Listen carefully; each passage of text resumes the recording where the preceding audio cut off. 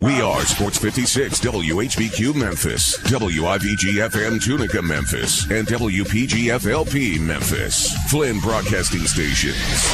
It's time for Sports Time on Sports 56 with Wolo and Stats.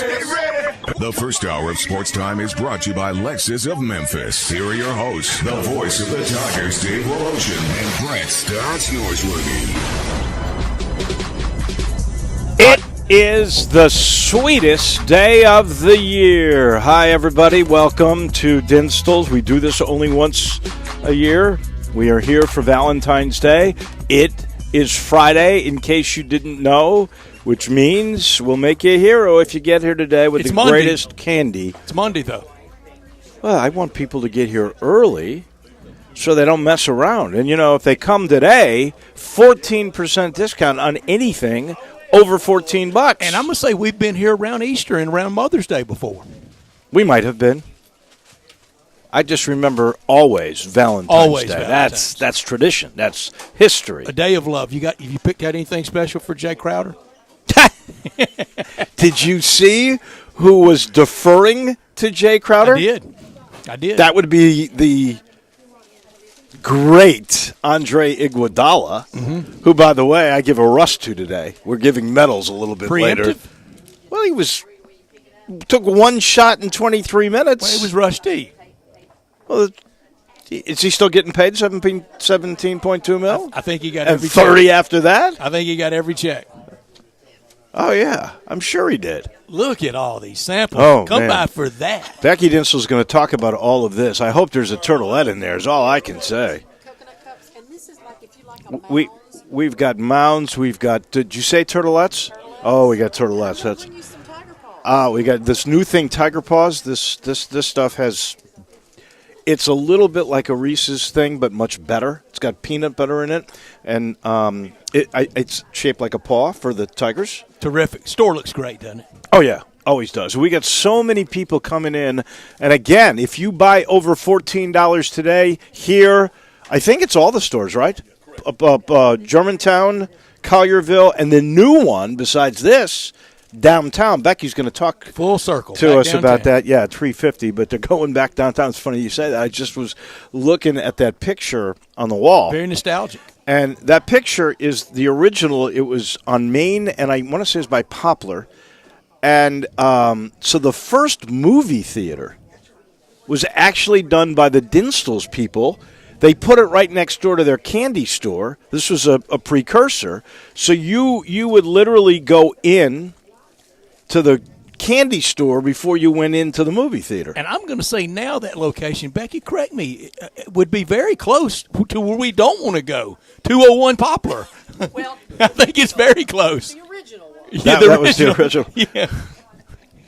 We want to get to South Main, right by the Majestic, and the entire South Main area. It is thriving and really starting right there around where Dinstall's downtown now. That really is the apex of it. Oh, yeah. So we are urging you to go to every store, but really come here because you can say hello to us. And if you come here, you can register. What we're giving away at the end of the show, we're giving away a bunch of stuff. 1 pound chocolate-covered strawberries. Now, you can pick that up either Tuesday or Wednesday or Thursday or even Friday morning. I'd come early. But they're not even dipping these things, if my intel is correct, until tomorrow. You can't get any fresher than that. And this is incredible. And you know, they don't take the strawberries, really, until they start growing them in Louisiana. Then they'll switch off areas to get the most fresh of all the strawberries. Gotta head north. Then, you know, when they get here, clean them all off and everything else. And then they dip them in this fondant before they dip them in their chocolate. That's the key. Nobody knows what's in the fondant except Becky Dinstall. I don't think Charles, her husband, even knows. Because there's a death penalty if you ever were to give it out. So that's incredible. We're giving a pound of those away. And I think we're giving away a heart-shaped box of Dinstall's hand-picked chocolates for your Valentine. We're giving away those, plus 3 $50 Gould's gift certificates. People have been coming all day since this thing started with Greg and Eli, and they're just putting their names in the box. We got a bunch, but we still got room for more, so we're going to give away 5 things. So you still got time. We'll give those things away about 3:45 before crunch time today. About 5:45? 5:45. Yeah, about 5:45 will be the giveaways, and there's a lot to give away. This is the first time I've done this Valentine's Day thing in the afternoon with you. We'll get you acclimated. It's all right, baby. It's all we'll get it all straight new. Between now and 6 o'clock. You're my new Valentine, Thank for goodness sake. Well, I mean, Yeah. Drew, I don't know how I knocked off Jay Crowder. I don't know how anybody could knock out Jay Crowder. I don't know how his lovely wife will knock off Jay Crowder. I don't either. What did Jay finish with in that game? I know that sure. Iguodala was 1 of 2 in 23 Good to minutes. see you, though. Good, yeah. Well, I dressed up for the occasion too. You did. You look nice. Thank you. I know where you came from. I did. I came from the Penny Hardaway show, and I think people want to know about Sure. what the heck that was all about. So let's start with the ugliness of Saturday. And Tough loss. I got to tell you something. This is seriously the craziest year I can remember. It seems like, I know it's not, but it seems like every time I walk in that gym, there's some new crisis. From DJ on crutches to then we walked in and I heard a rumor. I got to give my producer and engineer, Danny O'Brien, a lot of credit. Nobody knew about Dandridge. Now, we get there 2 hours before the game. He gets there even sooner. Dandridge had come in. He was practicing his free throws, and he was wearing the Nike foam posits. Would that mean anything to you? Nothing. Nothing to me either. But Danny, who loves all of these shoes, and he's my gym shoeologist except for Penny Hardaway, who knows everything and actually puts out a line of shoes. But Danny tells me there's only been one player who's ever played in foam posits. They're meant to kind of practice in or walk around in, and they're good looking, and play games in them. They're heavy, okay? He says the only person that ever played basketball in those foam posits was Victor Eno. Well, that right there tells you you're not playing in those things, right? No. So he says, I don't think that Dandridge is going to play in the game. Now, nobody knows this. I immediately go to the SID and I say, hey, we've got this weird hunch that Dandridge might not be playing. Do you go, oh, no, he's fine. He's playing. Then I go in and I ask Penny, as part of the pregame show, Penny looks at me like, how the heck did you know that? He goes, no, he's not going to play. Remember in the UConn game, he had this really great one-hand dunk that he came from the corner, smacked it down.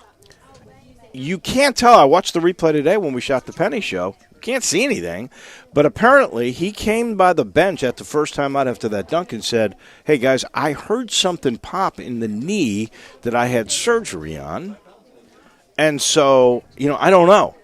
And he didn't play the second half of that game. It got a little bit sore, and it was still sore. So as a precaution, he didn't play in the game. That was just the first of what was going to happen.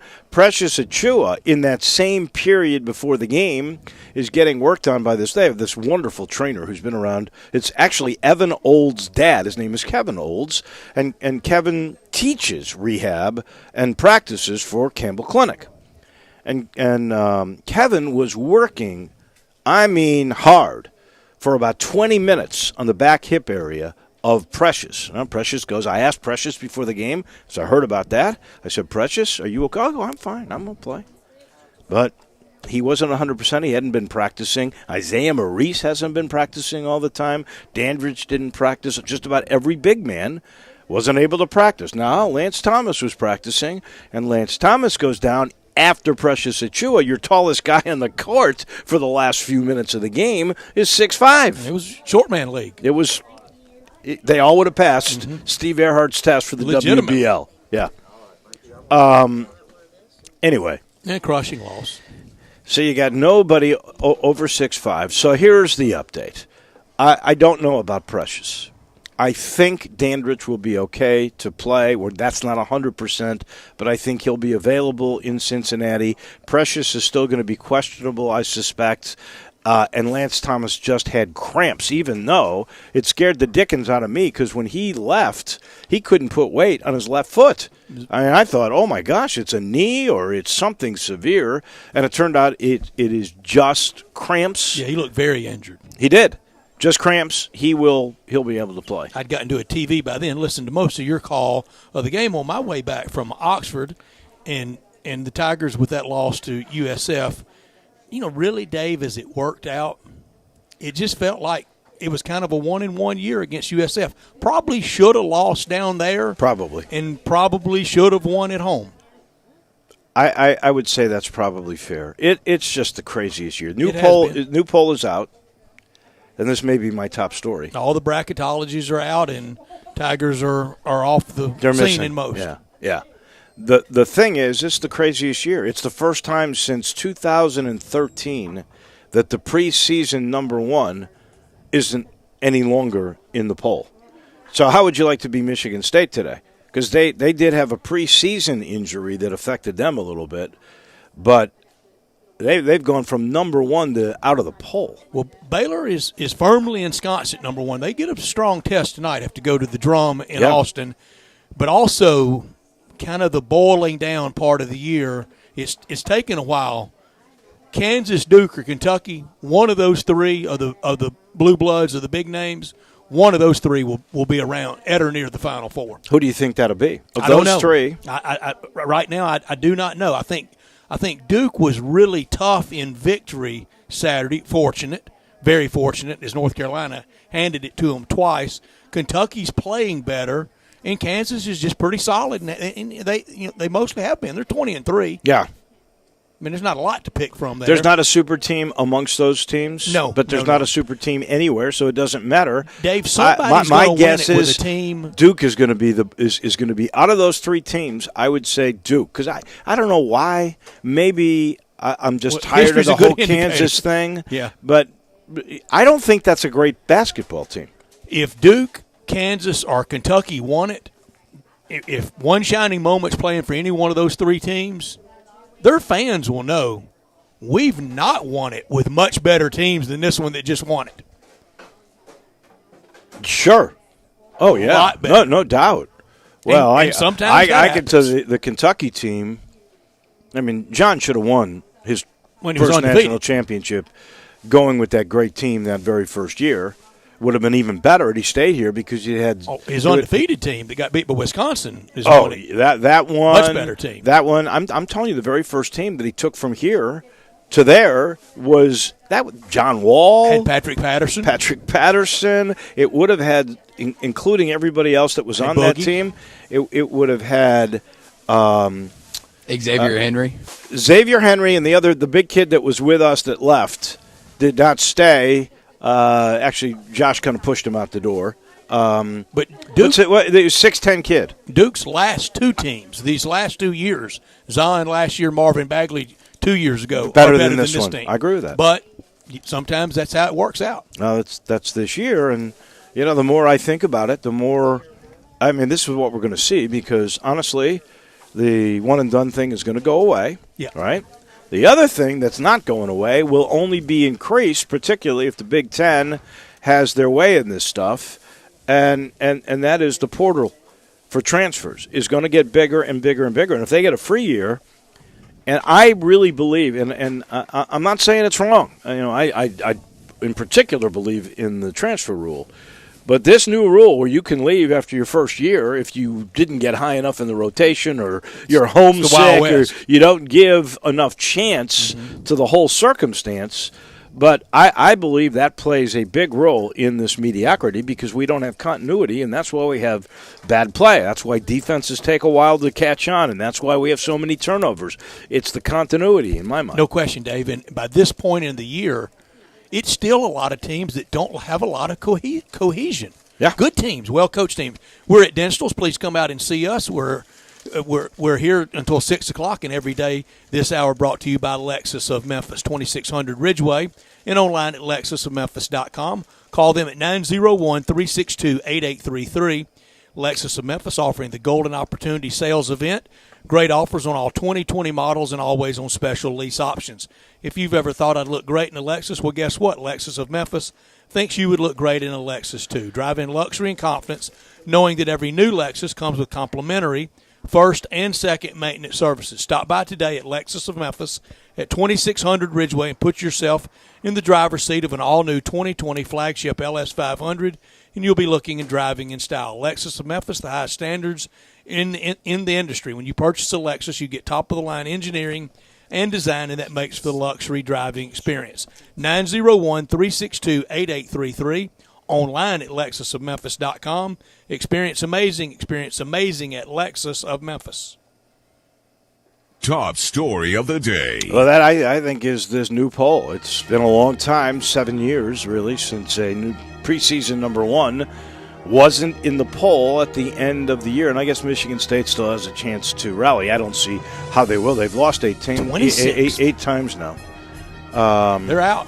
I think they're done. I really do. The Big Ten, I think the best team in the Big Ten is, by talent-wise, probably Maryland. How many bids for the Big Ten? I'm going to say 7. Oh, it's going to be way north of that. You think so? It could be double digits. Well, I think deserving that would be crazy. I looked at all of them today, and I there was an interesting article by Seth Davis in the Athletic, and he was taking the top. He took 5 from the AAC.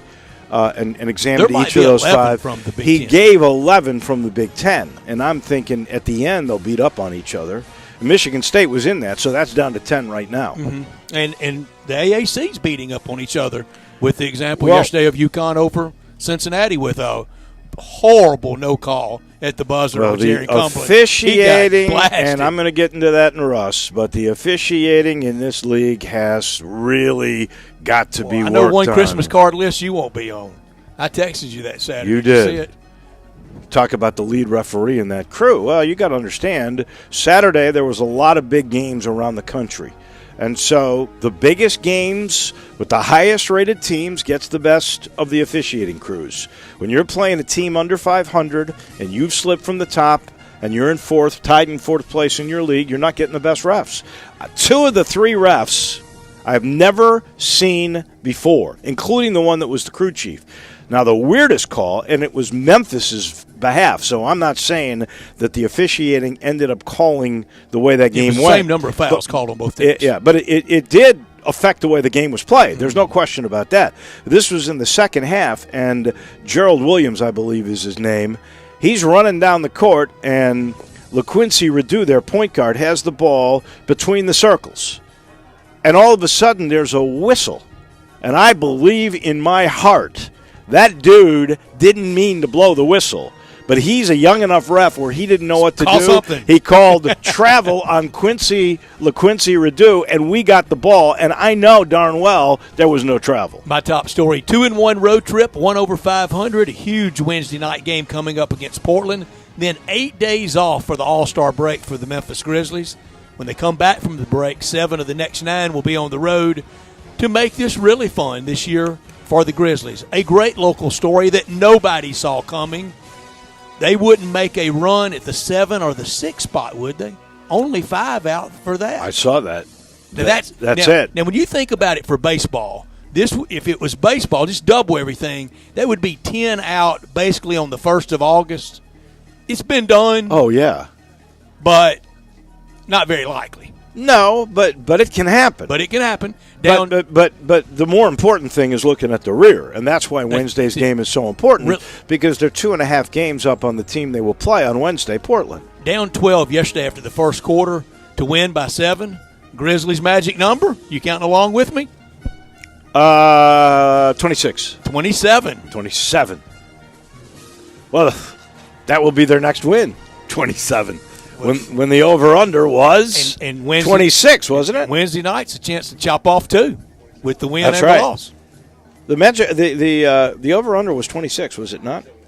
Or was it 26 and a half? 26 and a half. Yeah. Next win, people can collect already. That's it. Man. Oh, no, they can collect now. They can collect now. Hey, look, they're 27 now. You take 2 out of 3 on a road trip, you'll take it every time. Oh, you're cashing tickets now. They're 27 and 26. Oh, they're 27 and 26. Okay, yeah, it's already done. Wow. What You hold any tickets? What a year. No, I think I thought I had him at 29 or 30. You had him at 27. I had him at 27. You would be cashing. You went back and looked at that? Yeah, you would be cashing. All right. Not top story of the day. Well, that's all the injuries to the front line. And you start with Dandridge when you get to the ballpark. Precious goes down, and that's the most precarious. We could call him precarious Precious, couldn't we? And then Thomas. And as I said a little bit earlier, even Isaiah Maurice hasn't been practicing, which may have been why Penny was hesitant to put him in the lineup at the end when you're tied with 1:30 and change to go. And your tallest guy is 6'6" or 6'5" on the floor, and the USF team did the right thing. They took David Collins, who can drive the ball. That's really what he does well. Brian Gregory move this time? Did he actually coach down the stretch? Brian Gregory is not a great closer. No, he is not. That is for He's certain. He's not a great opener. But let me tell you, they set up screens for him to go around picks to try to drive the ball, and so it worked. He actually moved. And we had nobody who was a rim protector inside, and that's the name of the game. It is. My not top stories along those lines. It's the Tigers season. It's been a Murphy's Law year, from the high and the expectation of going to the Bahamas to even opening night with James Wiseman against South Carolina State, to now slowly slipping away in an average conference in a wide open college basketball year, but a 40-point loss at Tulsa. And water finds its level. Well, they've got an injury too. Their best player, the kid that transferred, Frank Haith, becoming Frank Haith. Well, but in defense of Tulsa, which I don't like to do because I'm not a huge Frank Haith guy, but they lost Brandon Rochelle to an injury. He's got an ankle injury. He got hurt at the end of the Connecticut game. Then they lost to UCF. I really believe that's a loss for them, almost like James Wiseman was for us, and so. That's helping get to that water level. 40-point loss at Tulsa, 14-point lead lost at home, and then Saturday's rock bottom. A loss at home to a Brian Gregory coach team spells doom for the Tigers. At least 3 more losses in this regular season. What made for me the low mark was on my way home, driving home, and I don't know how many head coaches I've been through with this now. I guess starting with, for me, really was Larry, involved in radio postgame shows. And when I hear a fan come out and say the coach needs to go. I heard the same call. And Jeff and Matt handled it great. Are you kidding me? Is that really a thought idea? It's the tweets were going on because I could hear some of the newspaper guys behind me talking about it during the game where tweets are going on. They're saying that. I mean, that's the most ridiculous thing. The guy's been here 1 2/3 years. He's brought in the greatest class, or one of the great classes we've ever had. Incredible bad luck. And it has been a bad luck season. But he is poised and set to be a long-time coach for this team, and I think will take you to great heights, even with stumbling. And if you go back and look, as was pointed out by Jeff Calkins in a column about John Calipari's early struggles, to say a guy's got to go, well, that's just the craziest dumb thing I've heard in a long time. And I'm sure I'll get blasted by some folks on social media, but that's the beauty of what we do, is everybody's got an opinion. We've got a busy show coming your way today. Those are your top and your not top stories. We got medals coming in a little bit. Then Brian Geltzweiler from hoopscritic.com. Brian Geltzweiler. Mm-hmm. Geltzweiler, I'm sorry. He'll be with us at 4. Shelby Mast at 4:30. David Cobb from CBSSportsline.com will come your way at 5. Don't forget, we've got giveaways. We got people coming in now. They are registering, and we're giving away 5 different things, 2 from Dinstall's, 3 from Gould's. All that will take place about 5:45, 5:40 today. So we got lots of things we will be giving away. If you come in and buy $14 or more worth of stuff, great candy for your significant other, you get 14% off. But just today, come see us at Pleasant View. Back in a minute with those precious metals. This is Sports Time on Sports 56. Take Sports 56 with you on your phone or tablet. Download our official Sports 56 app today.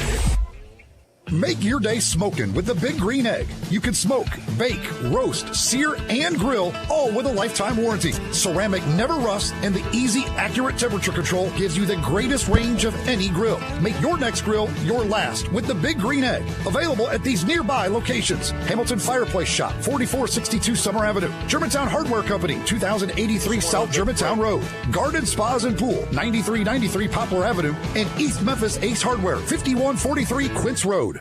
The construction reduction event is on at Wolf Chase Honda. Exciting changes are in the works and inventory must be reduced. Get the best deals right now on all remaining 2019 Hondas while they last. Every new car, every certified, every used car, price to go. Get pre-approved now at wolfchasehonda.com. Wolf Chase Honda is expanding and our prices are dropping. Don't miss these savings. Act now. This huge construction reduction event ends soon. For the best lineup of quality, fuel-efficient, and fun-to-drive vehicles, get to Wolf Chase Honda and Wolf Chase Nissan. Over 1,000 new certified and pre-owned vehicles in one great location. Catch the savings now during our huge model year-end sales event. Score an amazing deal at Wolf Chase Honda and Wolf Chase Nissan and get to the game in style at Germantown Road and Highway 64. Family-owned since 1981. It may not be stomach issues. For me, it's intense gas, or pain, or diarrhea, sometimes all at once, over and over. I spent years with the symptoms, but could never figure it out. No matter what I did, they never went away. So I decided to break it down for my doctor and get really specific about my symptoms. We discovered that exocrine pancreatic insufficiency, or EPI, may be the reason for my stomach issues. EPI is caused by my pancreas. It leads to diarrhea, gas, bloating, stomach pain, unexplained weight loss, and oily stools. The symptoms just don't go away. But EPI can show up with even one symptom. The good news? EPI is manageable.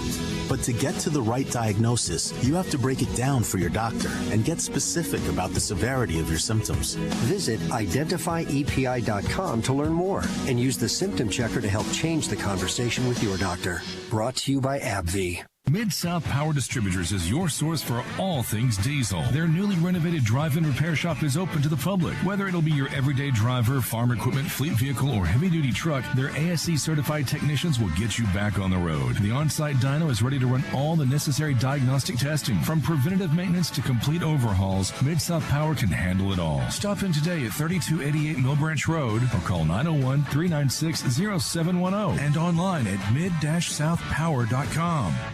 Now, back to Sports Time on Sports 56 with Wolo and Stats. This hour of Sports Time is brought to you by Lexus of Memphis. Here once again are Dave Woloshin and Brett Norsworthy.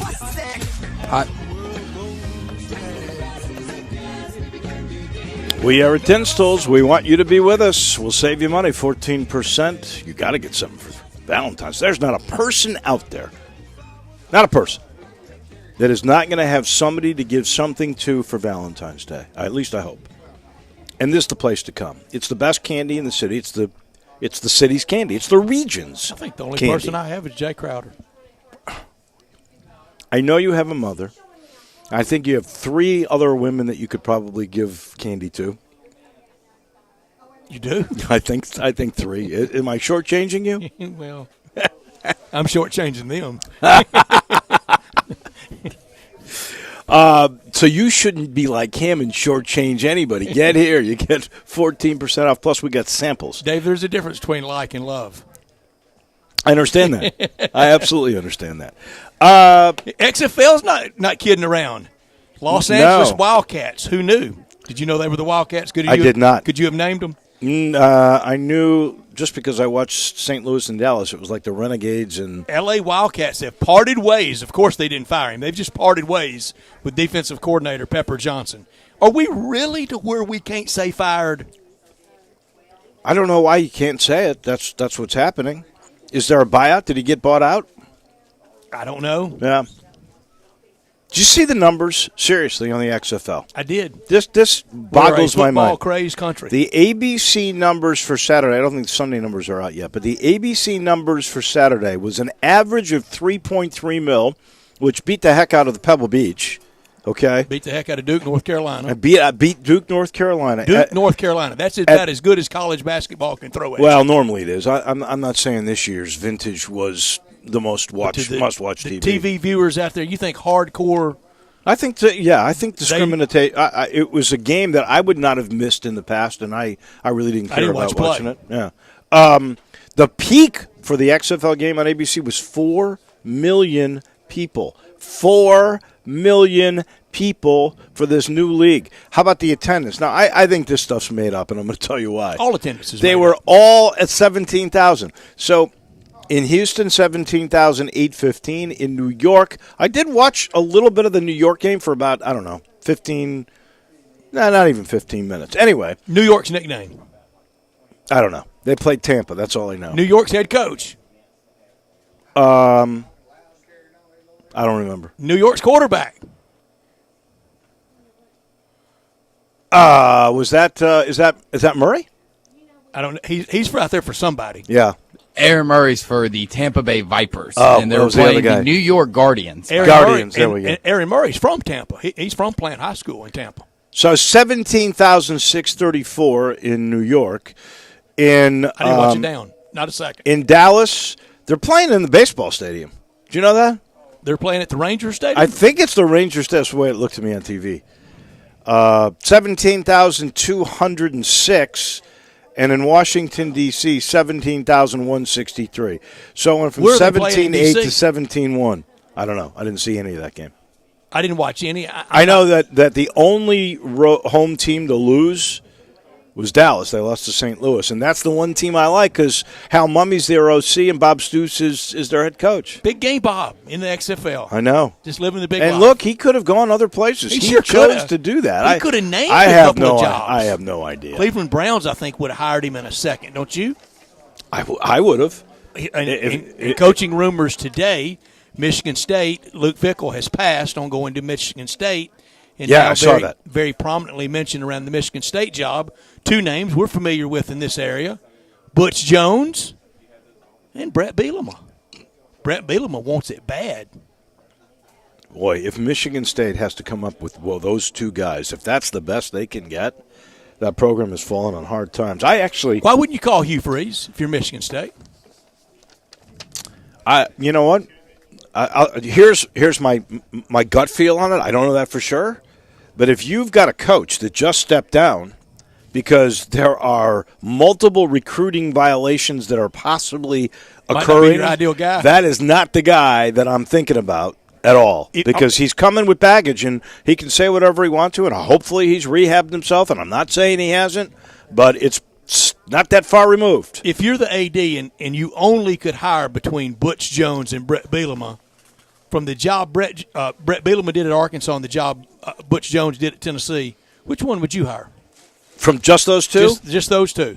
If that's your only pool of – well, no kidding. I mean, neither of them did any job. So what do you know? Well, Butch Jones had the garbage can, and Brett Bielema looks like a garbage can. Yeah, I help yourself, sir, please. I wouldn't hire either of those guys. But between those two,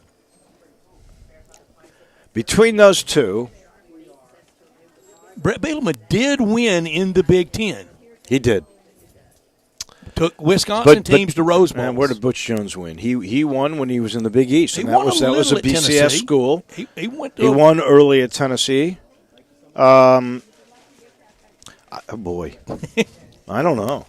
I flat out, I would tell you I wouldn't hire either of them. Probably. I mean, that's the truth. Mark Tressel on the staff. Yeah, I would go there. I go there Jim first. McElwain at Central Michigan. Give him another shot. I might do that because he stumbled at Florida. At Florida, but he was went to SEC championship games too. Yeah. I'd probably give him another shot. I probably would. It is time for Precious Metals. I'll start with Ricky Stenhouse, the kid from Olive Branch, Memphis area. You know I picked Daytona 500 winner last year. Did you close your eyes and just point? No, I took the FedEx car. Oh, you took the FedEx car. Who was driving it? Drew, help me.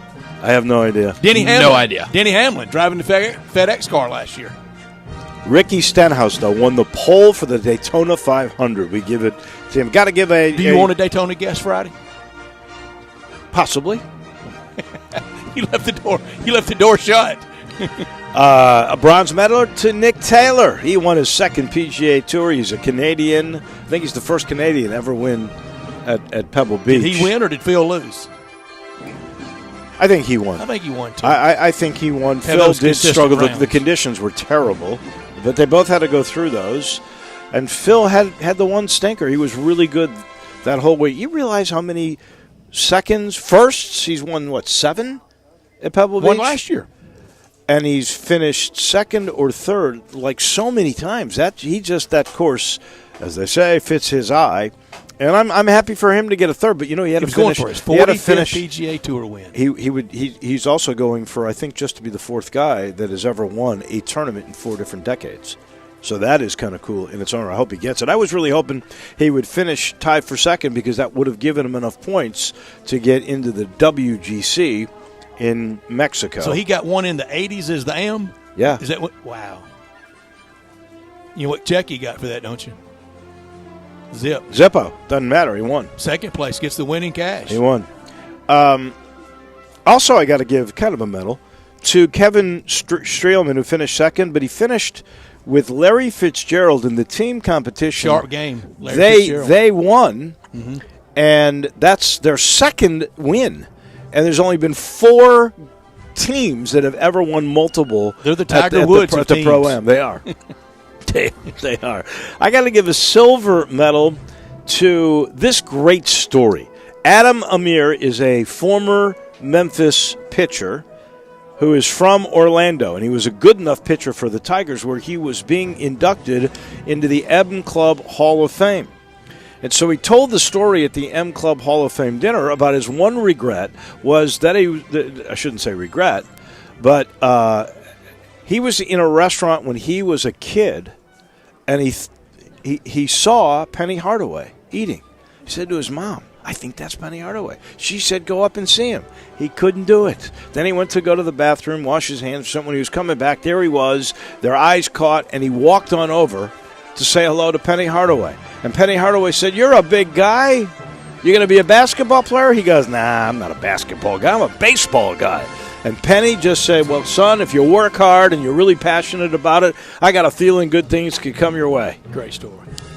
And sure enough, they did. And Adam Amir said the one regret was he never had a picture taken of him yesterday at that time, and they never had that picture.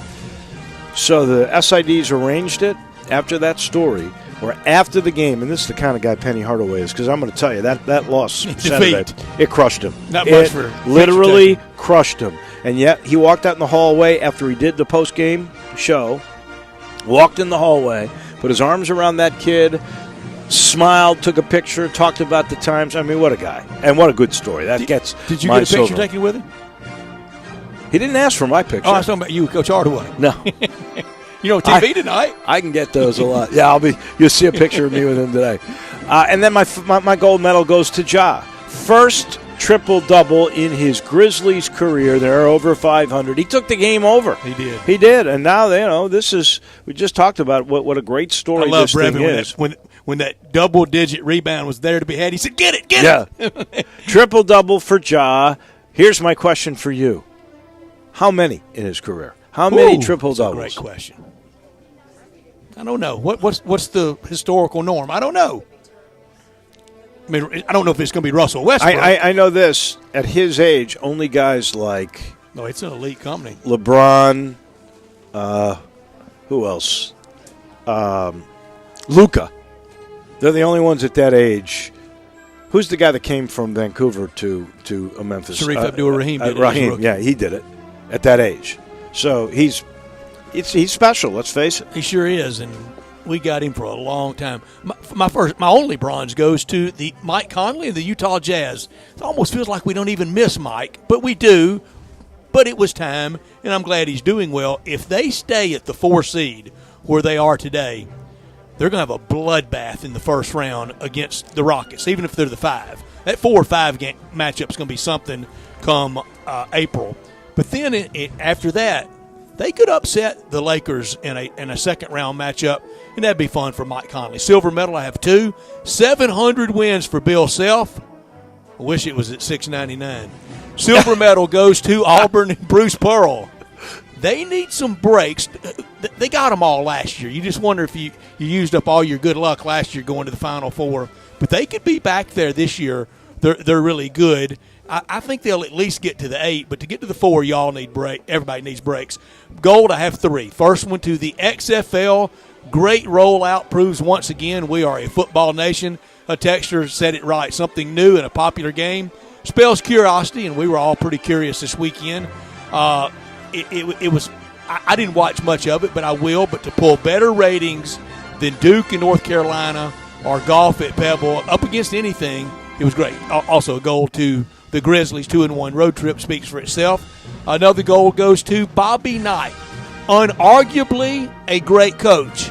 Unarguably a horse's rear end. Well, he came back to Indiana and he got the love that he was looking for.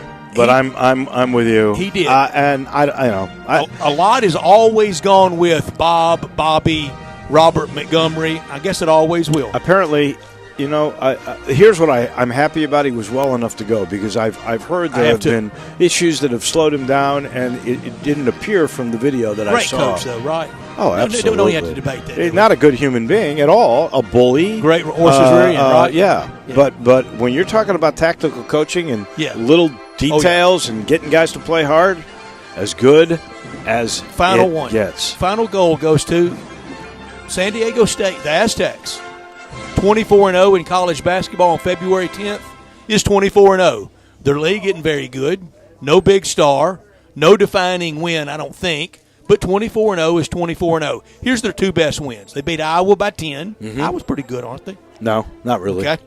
But they're in the conversation with the Big Ten of going to a. I didn't think they were very good either when I asked the question. They're not. Confirmed it. Creighton, very good. Creighton's good. They got in the top 25 this week. They beat them by 31. Wow. Here is a game to watch, and I think it's this week. They will play Boise State, and Boise State's pretty good. And that will be a good matchup to watch. I'm never for Boise State in anything. You just didn't like them from a bowl game, or what was it? Kickoff game. Kickoff 2014. Game. I want them in the American. I do too. I want them. The Tigers can slap them about. I want them in the AAC. Those are all the positive medals. I've got a bunch of rust here. I give Michigan State a rust for this. They paid a coach a retaining fee 3 weeks ago. $4.3 million, knowing, they had to know by then, that he had recruiting violations that were being investigated in his program. Why would you pay a guy if that is occurring, and then he took the money and left? What a rust. They get a rust. I got to give a rust to Andre Iguodala. All that bluster, he can't play for certain places. Comes out, plays 23 minutes, 1 of 2, deferring to everybody. Did have a couple of assists in the game, and I think a couple of rebounds. But they lost. He comes in, they lose. Kind of hoping that's a trend now, although I like Jay Crowder. I don't want to see Jay Crowder lose too much. My final rust goes to the officiating crew at the Memphis USF game. In the last couple of years, that's the worst called game I have ever seen. That's what happens when you get lower crews, when you're not amongst the elite teams anymore. You blasted them. But this team, this crew was so bad on both sides of the ball. How did you receive my text? I laughed. Via text? I said, "You're right. I'm not gonna. I don't want to be on his thing. I wouldn't give him anything. But glasses, maybe I get him glasses. You're not getting him anything for Valentine's, are you? Maybe a prescription to go get his eyes checked. My rust go first to Florida. I saw Florida in person Saturday, and it was confirmed what I'd been thinking, watching them on TV and following them all year. They're not very good, and they're not very well coached, and I think Michael White could play himself into trouble. Another rust goes to Arkansas. They've had their injuries, just like the Tigers, but after that great start, now losers in 3 of their last 4. This week at UT, home versus State, an 0-2 week, and they won't be in any mock brackets anymore either. But 68 teams have to be in those mock brackets, don't they? And my final rust goes to the Tigers' guard play. The ones that score aren't great on defense, and the ones that defend better. They're not very good on offense. It's been a problem all year. But really, the biggest thing, I don't know if James Wiseman could cover up this guard play. No. I do think he could have. I don't think that guy would have driven in like David Collins did if you've got any big guy in there, especially James Wiseman. We don't have a rim protector when all those guys are out, and that, in the end, will absolutely kill you, no doubt about it. This portion of the show brought to you by Family Leisure. We're in the Family Leisure studio. Valentine's Day, that's what this is, at Dinstall's. You know, they figured out another new deal. You've got to go see. They're moving stuff out, moving stuff in. You're getting 50% off on a lot of things, even some of the newer things, like for this summer, the fire pits they've got in there, patio furniture, all kinds of discounts. All you've got to do is go see Billy and Lindsay and all the crew right there at Whitten Road and I-40. Again, this inventory, honestly, they go low to move stuff out, to move stuff in. This is the heart of it right now. Go see all the folks and cash in at Family Leisure, I-40 and Whitten Road. Bill Russell, the great jeweler, in the house here. How smart is he to take advantage of 14% off if you spend $14 for Valentine's Day at Dinstall's? There's no better deal around. Come see us at Pleasant View. This is Sports Time with Wolo and Stats. Greg Gaston and Eli Savoy get you through the midday with Sports 56 Middays. Delivered by FedEx. Weekdays from 10 to 1 on Sports 56, 96.1 and 87.7. Did you know nearly 40% of men under 40 and over 75% of men over the age of 40 experience sexual performance concerns? At the Memphis Men's Clinic, their experienced physician performs a comprehensive evaluation that determines which specific issues may interfere with your sexual performance. These issues can vary and range from anxiety to medical issues, low testosterone, or erectile dysfunction. The Memphis Men's Clinic has evaluated hundreds of men of all ages over the years and reestablished a normal sexual life. The Memphis Men's Clinic will work aggressively to resolve issues and allow you to restore your sexual health and overall well-being. That's the Memphis way. If you're 20 years old or 90 years old, come and get cared for the Memphis way. Treatment that's based on your specific needs after a professional clinical evaluation by their experienced board-certified physician. Call the Memphis Men's Clinic today at 901-443-0475 or visit memphismensclinic.com. If it's time for a new gun, rifle, or silencer, Tactical Guns and Gear in Collierville on Highway 72 is the best place to go. I promise they have the newest, most exciting selection of guns and silencers you could ever want. I don't care if you shoot for fun, hunt, or just need a gun for personal protection, Tactical Guns and Gear has the best selection of firearms around. The only one-stop silencer shop in Tennessee. In less than 10 minutes, they do all the paperwork. Take your photo, originate gun trust, take your prints electronically, and the best part, you never have to scan them again. Yes, silencers are legal. No special licensing, just a simple background check. Silencers don't make your firearm silent. They simply reduce noise for more enjoyable shooting. Help protect against hearing loss. Reduce recoil. It makes you more accurate. Best silencer place in the entire state of Tennessee, right here in Collierville. For all things guns and gear, ask for Jake or Jim at Tactical Guns and Gear on Highway 72 and tell them Eli says hi. Online at tacticalgunsandgear.com. Flo here with a really weird word. Buttery. Buttery? It's not quite butter. It's more butterish. Or maybe buttery is like butchery or bakery, a shop that sells artisanal butter products. Dig in, America. Now a word that's even more weird. Flotection. Sure, it's not really a word, but it is really good protection for your new home through me and Progressive. No ifs, ands, or butteries about it. Sorry. Save an average of 17% on car insurance when you bundle home and auto through Progressive. Progressive Casualty Insurance Company, affiliates, and other insurers. Discount not available in all states or situations. Mid-South Power Distributors is your source for all things diesel. For more than 26 years, they've supplied all the diesel parts that you need. From simple repairs to complete overhauls, they have it all. Whether it's heavy, medium, light duty, agricultural, marine, or off-road, Mid-South Power is the leading source for all things diesel. Fuel injection, turbochargers, engine parts, alternators, starters, and brakes, they can supply all the parts and services you need. Stop in today at 3250 Mill Branch Road in Memphis or call 901-396-0710. Now, back to Sports Time on Sports 56 with Wolo and Steph. This hour of Sports Time is brought to you by Lexus of Memphis. Here once again are Dave Wilchin and Brett Norsworthy. And welcome back in here at Pleasant View. Dinstall's, our place, every Valentine's Day. We've been doing this for I don't know how many years it has become a tradition, and everybody comes. They get 14% off just today, all locations, and we've got more locations now than ever before. It grew from 2 to 3 just a couple of years ago when they opened up Collierville, and now the mastermind, Becky Dinstall, joins us now after she's opened up a fifth one downtown on Main, downtown on Main, right by the Majestic. I haven't been in there yet, but I've seen pictures of it. It looks pretty darn cool. I don't know if it's as cool as the one that was at Main and Poplar, right next to the movie theater. So was that your grandfather that was the great-grandfather? Great-grandfather. Yeah, it was actually I'm married into the Dinstall family. Right. So it was Gary's great-grandfather, Charles Martin Dinstall Sr. His portrait's hanging on the wall here. Ah, yeah. And he had the idea with movie theater, too? He was quite an entrepreneur. He opened the very first movie theater in Memphis, which is a little-known fact.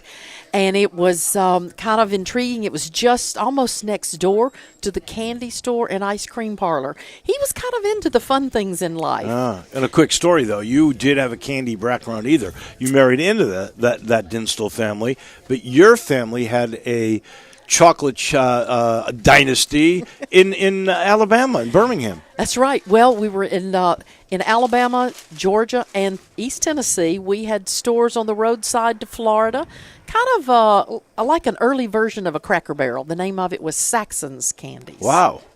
Becky, I loved it the year at SEC Media Days. You brought your mom by Radio Row, and I got to meet her, and Charles was with you, and George and I were there. That was so much fun. Do you remember doing that? I sure do. Oh, those were fun days. And she has now moved to Memphis. Good. So we're glad to have Real her about here. that. Yeah.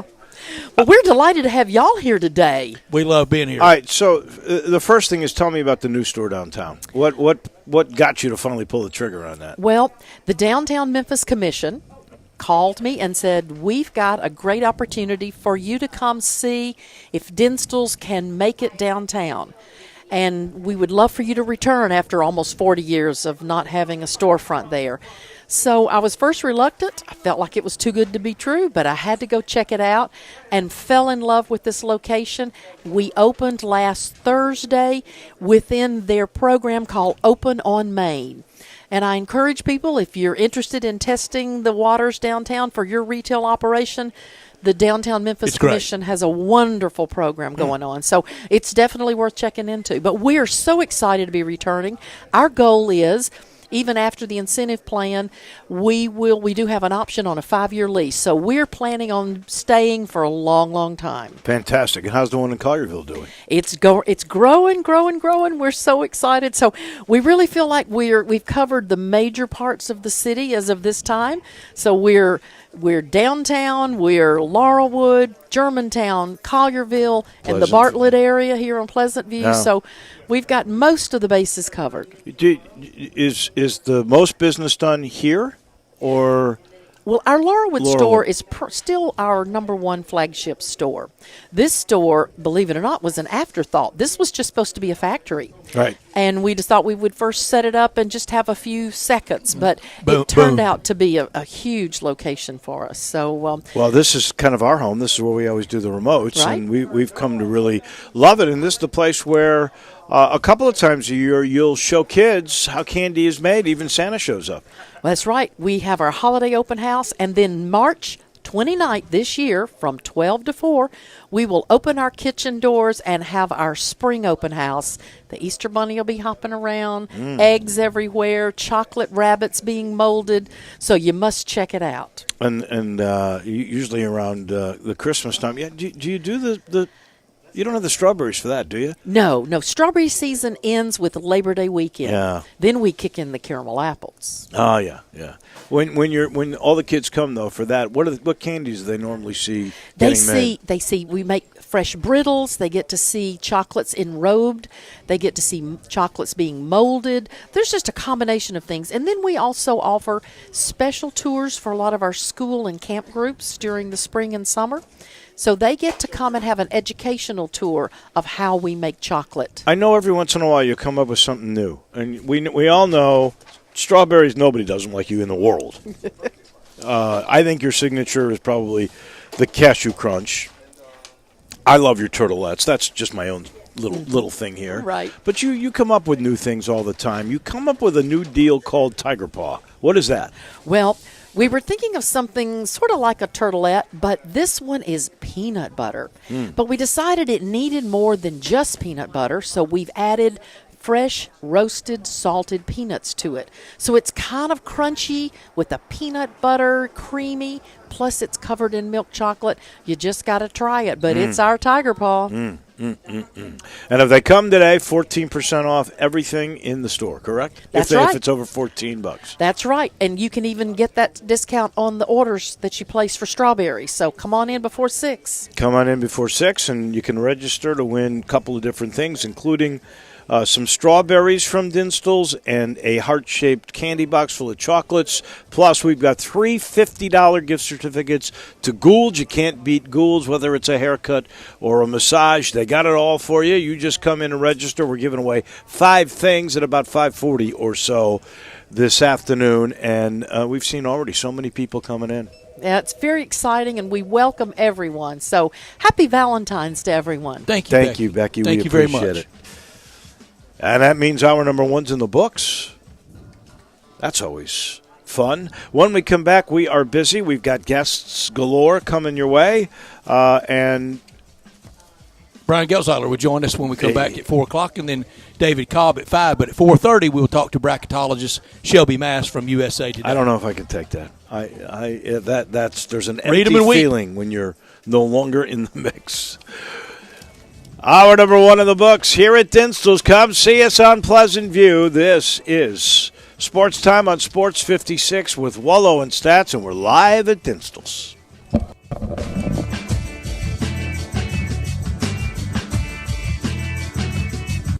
Brian Elder's Roofing Solutions. I'm Brian Elder. It's been a particularly rainy season, and that stain on your ceiling isn't getting any smaller, exposing your family to the possibility of mold. Let me come take a look. 867-0303. Our technicians are Owens Corning Platinum Preferred, so don't let someone tell you that it has to be replaced if all you need is a repair to get several more years of life. 867-0303. Have me on your speed dial for when life's little catastrophes come up. 867-0303. Upgrade your roof to a beautiful Owens Corning Duration Architectural Shingle with a 50-year warranty and an unheard of 25-year labor guarantee. I'll measure your roof from outer space and get you a competitive estimate right over the phone. Buy now and pay nothing till 2022 with approved credit. 867-0303 or BrianElderRoofing.com. Call 867-0303. Brian Elder's Roofing Solutions. I'm here with the great Pat Donahue from the Rendezvous Restaurant Shipping Department. Thanks, Brett. We've been shipping our ribs all over the country now for decades from our USDA-inspected shipping kitchen in the Pinch District. We hand-cook our ribs in pits that Mr. Charlie built over charcoal, just like they do at the restaurants. So what comes in a rib box? We could do pork shoulder, we could do ribs, our sauce, seasoning, baked beans, coleslaw. We'll even throw in Pancho's cheese dip with our nacho boxes. We also put a bag of Rendezvous seasoned popcorn, heating instructions, some chef hats, some wet naps, and some other helpful tips from our kitchen. We ship our ribs overnight, exclusively FedEx. And we put them in nice packaging. We don't ever want to use styrofoam, so we use corrugated cardboard, actually 2 boxes that fit nice together, so the ribs get to you, your loved ones, or your clients in a safe, wholesome manner. Rendezvous ribs are perfect for out-of-town clients, customers, loved ones. We also ship ribs for any occasion. Where do we order these great ribs? You can go to www.hogsfly.com or give us a call at 1-888-464-7359. Charlie Burgos' Rendezvous Restaurant in the alley since 1948.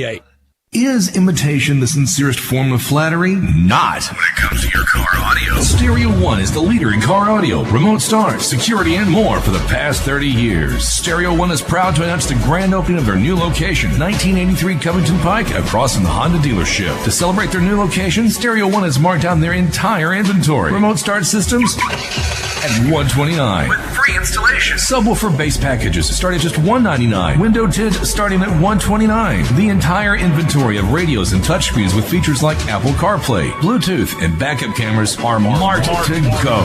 Check out Stereo One before you buy online. Their knowledge, friendly sales staff, and pro installation team will take care of you. Visit the Stereo One new location today, 1983 Covington Pike, across from Honda, or visit their mega store at Mendenhall and Winchester. Make sure you go to the originators and not the imitators. Stereo One is still the one for your auto accessories.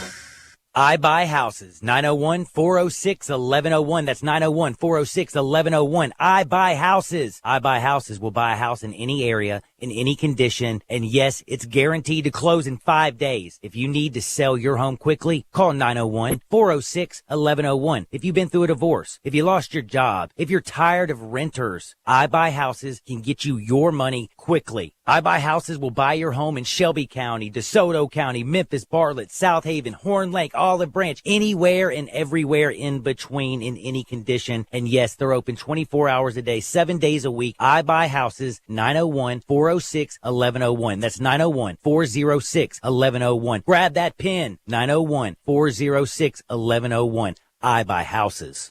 It's February. Hi, this is John Conway with Conway Services. Are you considering replacing your air conditioning system this spring? Conway Services and Carrier have teamed up to make now the perfect time to replace that old energy-guzzling system. February is one of our slowest months of the year. Our warehouse is full and our crews are slow. So to spark business during these slow winter months, Conway Services is giving away Carrier 80% gas furnaces absolutely free with the purchase of a standard Carrier air conditioning system. That's right, purchase a Carrier air conditioning system in the month of February and get the gas furnace for free. If that's not enough, we'll include an April air cleaner, a 10-year parts warranty, and a free Nest thermostat, plus 12 months interest free. See why I call it February? And you know with Conway Services, you'll be receiving our award-winning service every time.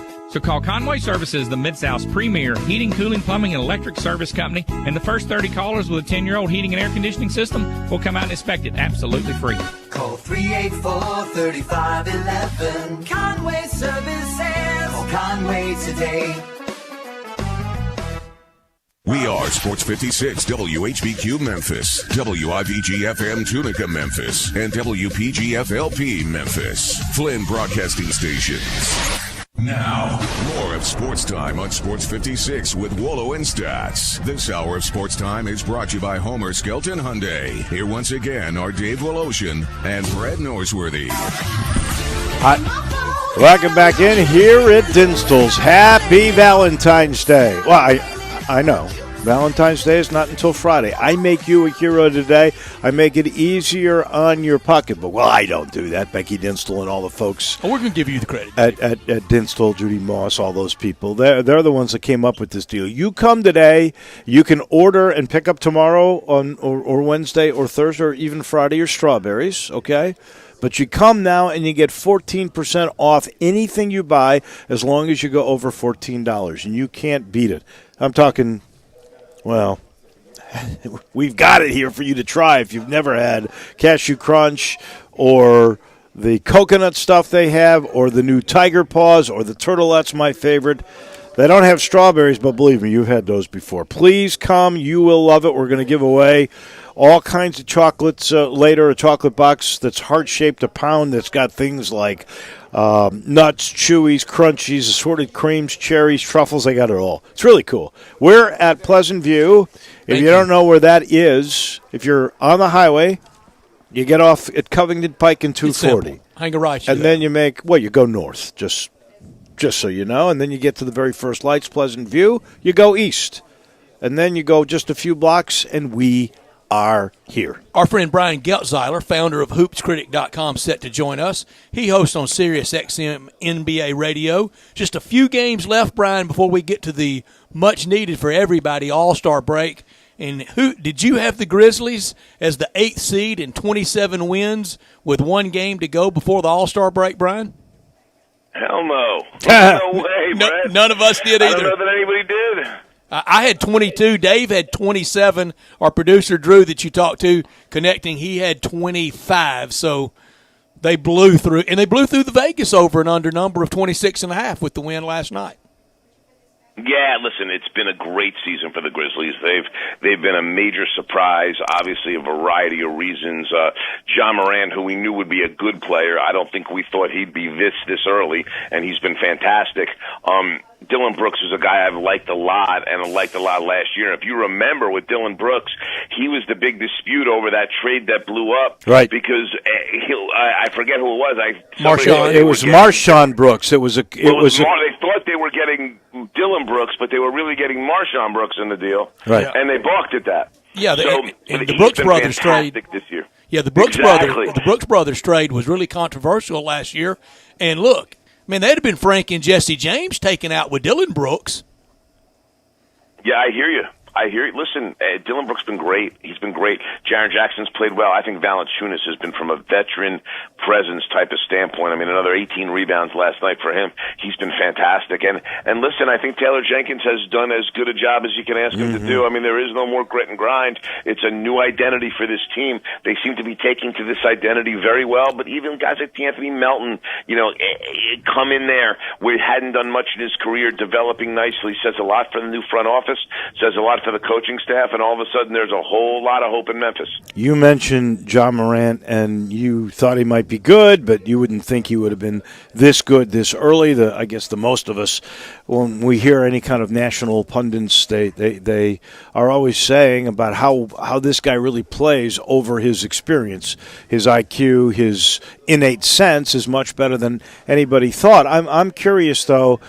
We get a lot of that here because we ask about it. Do you think Ja is starting to take hold in the whole NBA conscious? Are we seeing the birth of a guy who will be considered a superstar? Yes. And listen, here's the thing. You look at Ja, first of all, as a rookie, he was under consideration for an all-star reserve spot.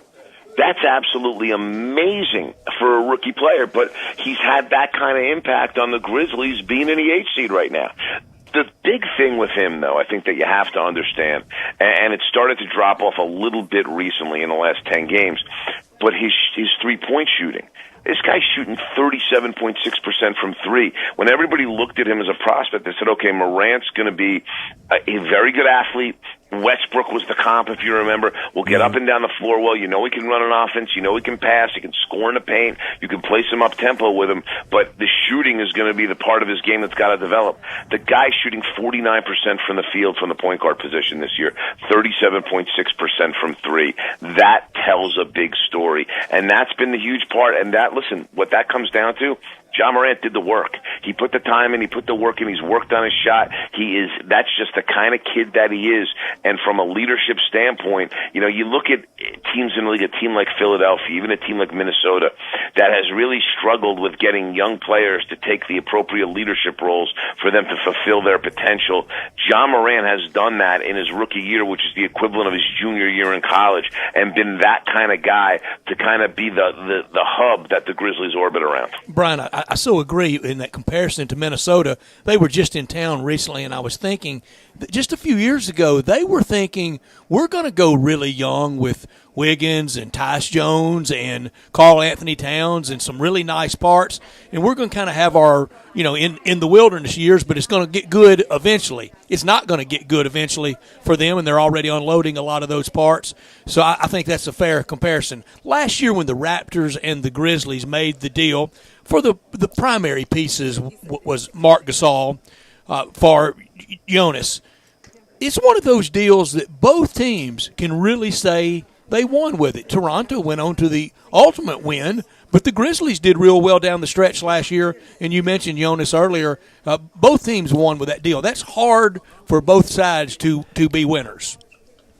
You don't see it that often, and you certainly saw it here. It was a win-win deal for both sides. It really was.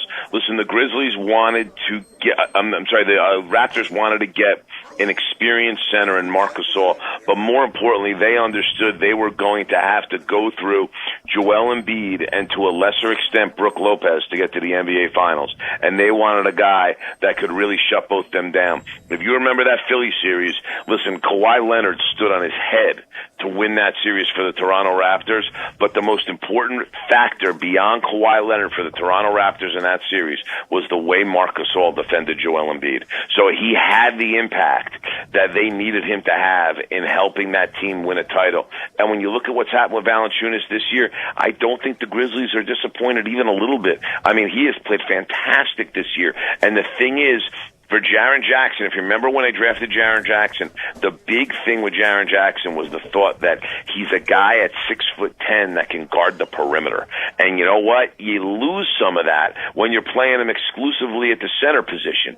When you have a guy like Valanciunas, and now you can play some Jackson at 4, and then you're going to bring Brandon Clarkin off the bench and play Jackson at 5, you gain more of that. More of that is out there. We know the 4 positions become such a perimeter-oriented position. Jackson can handle that on both sides of the ball. So Valanciunas being there served a really, really good purpose for the Grizzlies. And again, I don't think the Grizzlies expected to be where they are right now. But this is a group that plays very, very hard. It's part of the culture that they have. And I thought one other thing, guys, and I don't know how much it's talked about locally.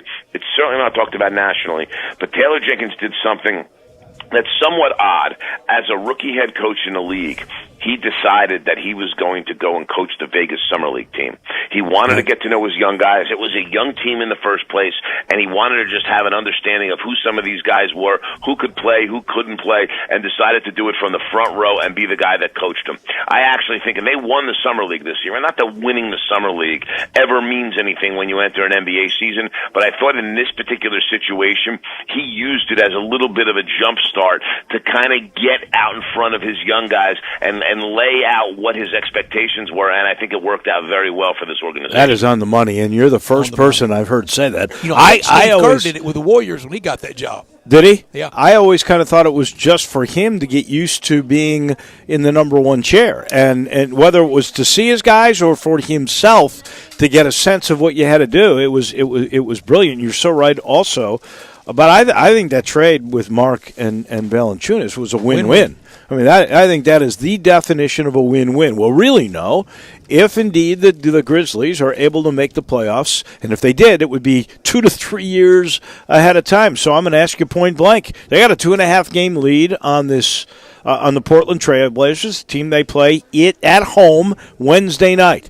If you were a betting man, and Brian, you might be, would you say the Grizzlies will make the playoffs? I don't. And I don't mean to be negative. I look at the Grizzlies as on a 1-year basis, and I'm careful to say a 1-year basis, similar to where the Sacramento Kings were at this point last year. If you remember, the Sacramento Kings had their 3 young guys playing at a high level, and they were in the 8th seed for a good amount of time last year, till they ended up dropping off and losing the 8th seed. But the thing is about the Grizzlies is it's a long season, 82 games. It's going to be tough to hang on, and it's not even that as much as the Blazers are coming, guys. The Blazers are coming.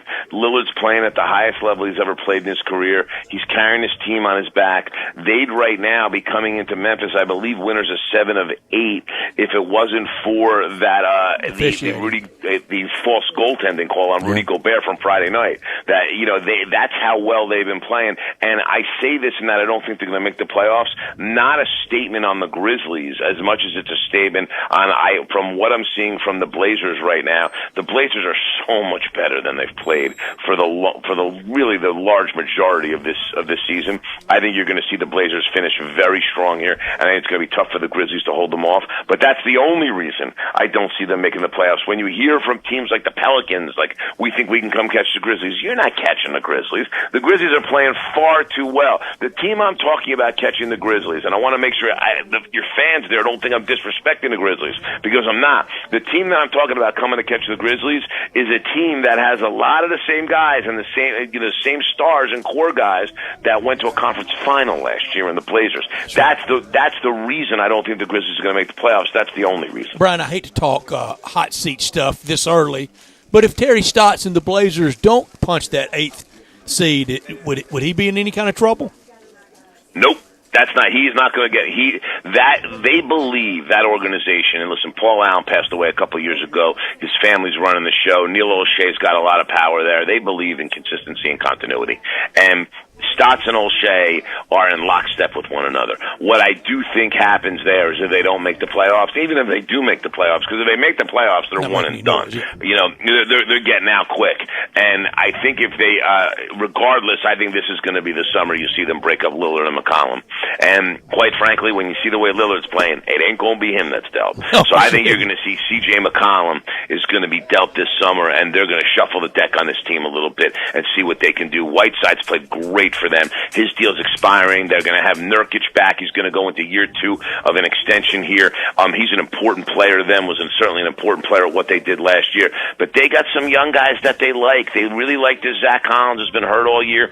Anthony Simons has played pretty well for them. A little inconsistent, but he's a young player.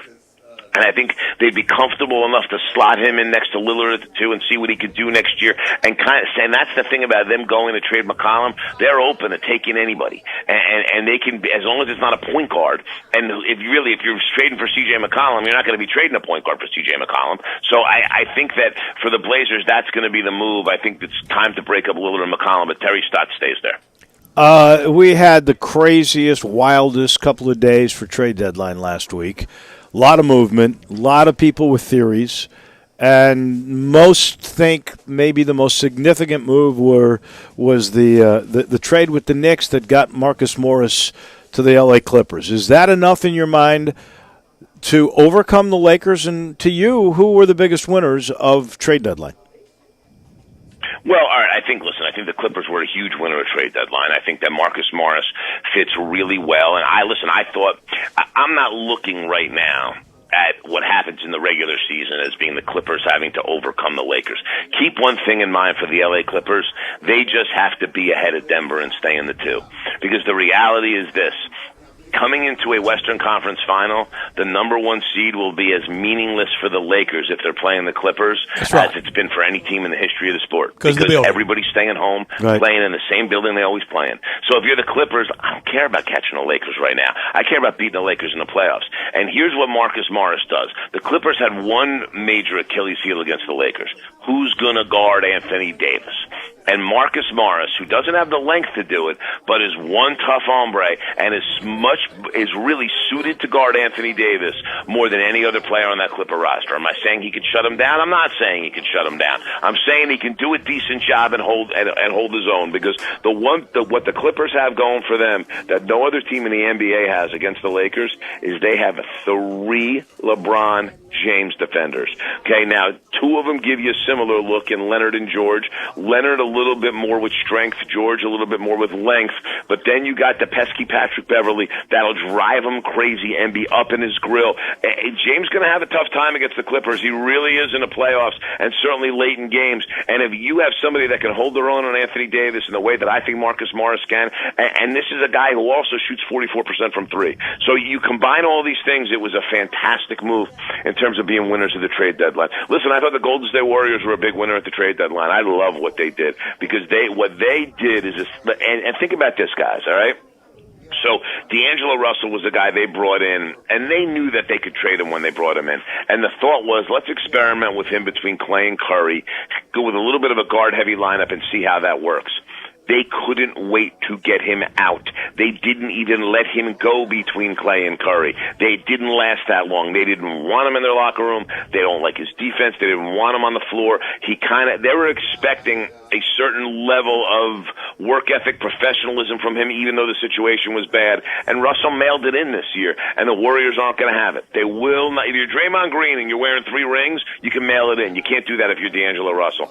So Wiggins is going to be terrific for them. Wiggins is going to fit fit perfectly. Keep one thing in mind. They won a title with Harrison Barnes in that spot. Andrew Wiggins will be significantly better than Harrison Barnes. Will he beat Kevin Durant? Hell no. No one will beat Kevin Durant. But he'll play fantastic for them, and he's going to fit in there perfectly. Because Wiggins this year, before he had a death in the family and before he got hurt, he was playing at a very high level earlier this year. And I think the Warriors got in at the right time. They took a guy in perceived as a bad contract, and this is a guy that I think is going to really succeed for them. And it's funny because now he's giving Steph Curry a little gas in the tank to make sure he gets back in March so he can have some fun playing with him, and they can kind of start to put some chemistry in place. Think about the Warriors did, all right? So they got Wiggins, who's a better positional fit than Russell. They're going to have a lottery pick, a top 5 pick in this draft, and they got a lightly protected pick from Minnesota, which is only top 3 protected. What the Timberwolves did is put a tremendous amount of pressure on this organization to make the playoffs next year, because if they don't make the playoffs and they're not one of the worst teams in the league and don't get a top 3 pick,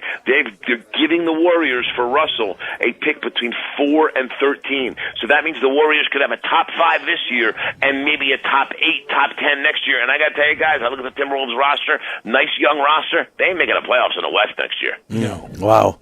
Back to the Clips and the Lakers for 1 second. I've been racking my brain. Has there ever been a playoff series in the same building? I don't think so off the top of my head. Yeah, I don't either. So. And I think that would be incredibly exciting. And for the Lakers, you got to be a little frustrated. You know what I mean? You got to be a little frustrated. Yeah, sure. You have this great season, and then when it comes to your most important series to have home court in, all right, in the conference finals, you're going to have the team you're playing doesn't have to travel. Well, you want to know what happens? Your big advantage is you get purple in the paint instead of blue. That's all. That's all you get. Okay, you get your logos on the floor instead of theirs. That's all you get. They're exactly where they need to be fan wise. Listen, in these series, regardless, there's going to be more Laker fans in the building, no matter for any of these games, than LA Clipper fans. With that said, the Clippers have a very vibrant and active fan base, and they really built that up pretty quickly there. That to me that's the series out of any series coming up in the playoffs that I want to see more than any other. Brian, I love sports for 2 reasons in this order: the competition and the emotion. Late May, in the house that Kobe built, with either the Lakers to keep the dream alive to win it all in the year that we lost Kobe, or for Doc Rivers and the 2-year body of work that he's done with that team. If they had a 2-year coach of the year, he's landslide winner. What he did last year and again this year, that will be a 7-game pitch battle that in victory, Doc Rivers and the Clippers will, they're going to be proud of their win, but that they will be emotional in ending the Lakers' year. And if the Lakers win it, it goes right into the finals to win one in the house that Kobe built. That competition and emotion will be off the charts. Off the charts. And that series will have so much, I think emotion is the appropriate word, Brett. It will have so much emotion in it and a lot of excitement, but you're going to see 2 teams going at it playing really hard. I mean, what's interesting, there's another subtext to that series, and yes, listen, the Kobe stuff's going to be hanging over it. Kobe and LeBron and their relationship, and don't forget, guys, that Kawhi Leonard over the course of the last 4 or 5 years in his summers in Southern California was one of Kobe Bryant's early morning workout partners. Yeah. The 2 of them had a very close relationship to the point where they shared a helicopter pilot. All right, so there's that's there too. So you have all that Kobe overhang. But here's the other subtext to a series like that. Listen, LeBron James last year, when the Lakers didn't make the playoffs, the mantle of the best player in the league after Kawhi Leonard became one of only 2 players in the history of the NBA to win finals MVPs, all right, with multiple teams. Okay, got 3 guys that have ever done it. Kareem Abdul-Jabbar, LeBron James, and Kawhi Leonard did it last year. Became the guy that everybody said was the best player in the league. You're going to get these 2 guys playing in LA, both home LA, both playing for the home teams in LA in a conference final series to see who gets to go to the finals and have a chance to be a finals MVP for the first time in the history of the sport for 3 different teams. You're going to get that and that mantle of who the best player in the sport is between LeBron and Kawhi going at it. And let's face it, we know that those who the best player in the sport is determined in the NBA in the month of June. And those guys will go at it in late May to see who gets a shot at what's probably likely going to be Giannis Antetokounmpo in the NBA. I was just going to say, and then Giannis will steal it all. Great setup. Correct. Man, it's always fun talking to you, Brian. Thank you so much. Thank you. Guys, it's my pleasure. Look forward to doing it again soon. We will. You got it. Take care. Thank you. That is Brian Geltzeiler, who is just absolutely terrific. You can get a whole bunch of him at hoopscritic.com. This hour of the program here at Dinstall's is presented by Genesis of Olive Branch. I don't know if you had a chance to hear Chris Huffman on, and he's still beaming from his time at Fantasy Camp. But then he went over all these amazing things that you get. He didn't tear anything at Fantasy Camp, did he? No. No hamstrings, no Achilles? No. He actually got Rick Ankiel, as he was pitching, and he got Rick Ankiel to ground into a double play. You know these guys play in these games? I thought they just coached. I didn't realize they played against you. Wow. How cool was that? And then he went in. He's really pretty good at what he knows. He's got these Genesis cars down. He was explaining to me that this week on tour is the Genesis Open. It is the Genesis Open, and the G70, I just realized, is basically a sports car with a back seat. As he explained, I mean, it's a rocket ship. My G90, you call it a limo. It is a smooth ride. It's got pep. It's really the smoothest handling car. Today? I am. I didn't see you roll in here. I always ride my Genesis, buddy. That's the way I now go. The G80's out there, and that's sort of in between, and I'll bet you at the Genesis Open you will see more and more of the SUV is coming. And, of course, these cars are so good, you get a 10-year, 100,000-mile limited powertrain warranty with every car. And if you go to see my guys, you'll get the shopper assurance and everything else that comes with Genesis of Olive Branch. Go see Chris True right down Lamar. It's Highway 78, first exit in Mississippi's Craft Road, turn left. You'll see the way car business should be done with the best product, the best luxury car in the planet. It is Genesis of Olive Branch. 67129 at the First Bank text line. 360-8255 as always at the First Bank phone line. Great text. Texter says, if minor league football were really viable, wouldn't the NFL be sponsoring it like Major League Baseball and minor league baseball and the NBA and the D-League? I think he's owned to a little something there, but they don't have to because they have the best minor league football on earth. It's called the Razorbacks and the Gators and the Irish and the Trojans and the Crimson Tide and the Tigers and the Ponies and the Cougars. It's called the NCAA. It's called college football. And they don't frankly, have to pay a dime. they like this new XFL because I don't know if you've seen, but they got a new kickoff rule, and they're interested in seeing how this comes out. The USFL brought along experimentation. Exactly. And I'll tell you the other thing. They got a three-point conversion, which none of the coaches tried this week. But you get one play from the 10. Tried it. Nobody tried it. But you got a three-point conversion in there. They're going to have live lab experimentation to see if it works or not, and they don't have to pay a penny for it. Did the AFL experiment and show NFL stuff? I just didn't remember. The two-point conversion was the AFL. Oh, was that it? was never in the NFL until the AFL did it. Well, I knew the USFL gave it transformation, but I didn't. I was too small when the AFL was prime. Yeah. No, they've always taken. They're smart enough to take innovation from other leagues when they see that it works. And you're not paying a penny for that experimentation. Right. You just get the results for free. Exactly. It is a good deal. Back in a minute. When we do return, we will talk bracketology, if my heart can take it, with Shelby Mast, who does it for USA Today and the Daily Memphi. Stick around. We are live at Dinstall's. It's Valentine's Day, and you get 14% off if you come in right now on Pleasant View.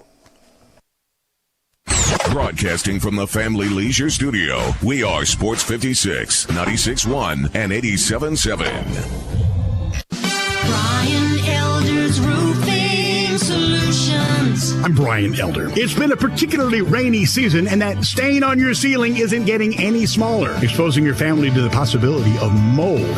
Let me come take a look. 867-0303. Our technicians are Owens Corning Platinum Preferred, so don't let someone tell you that it has to be replaced if all you need is a repair to get several more years of life. 867-0303. Have me on your speed dial for when life's little catastrophes come up. 867-0303. Upgrade your roof to a beautiful Owens Corning Duration Architectural Shingle with a 50-year warranty and an unheard of 25-year labor guarantee. I'll measure your roof from outer space and get you a competitive estimate right over the phone. Buy now and pay nothing till 2022 with approved credit. 867-0303 or BrianElderRoofing.com. Call 867-0303. Brian Elder's Roofing Solutions. It may not be stomach issues. For me, it's intense gas, or pain, or diarrhea, sometimes all at once, over and over. I spent years with the symptoms, but could never figure it out. No matter what I did, they never went away. So I decided to break it down for my doctor and get really specific about my symptoms. We discovered that exocrine pancreatic insufficiency, or EPI, may be the reason for my stomach issues. EPI is caused by my pancreas. It leads to diarrhea, gas, bloating, stomach pain, unexplained weight loss, and oily stools. The symptoms just don't go away.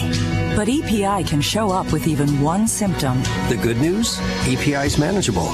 But to get to the right diagnosis, you have to break it down for your doctor and get specific about the severity of your symptoms. Visit identifyepi.com to learn more and use the symptom checker to help change the conversation with your doctor. Brought to you by AbbVie. Listen up, Rebel fans. You can now listen to Rebel Yell Hotline on 87.7 FM or on the web each and every Monday from 6 to 7 p.m. If you can't listen to 87.7 FM, Sports 56 has made it possible to listen online each and every week. All you have to do is go to sports56whbq.com and click on the Rebel Yell Hotline banner to listen. That's Rebel Yell Hotline each and every Monday night from 6 to 7 p.m. on 87.7 FM or on the web at sports56whbq.com.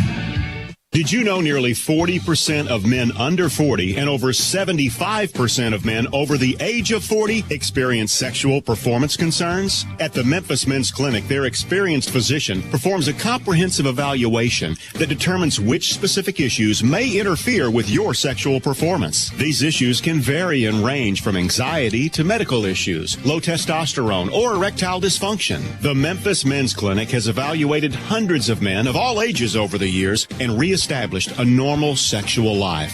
The Memphis Men's Clinic will work aggressively to resolve issues and allow you to restore your sexual health and overall well-being. That's the Memphis way. If you're 20 years old or 90 years old, come and get cared for the Memphis way. Treatment that's based on your specific needs after a professional clinical evaluation by their experienced board-certified physician. Call the Memphis Men's Clinic today at 901-443-0475 or visit memphismensclinic.com. Listen Sundays at 11 a.m. to join Idlewild Presbyterian Church for worship. Idlewild is a PCUSA church located in Midtown Memphis.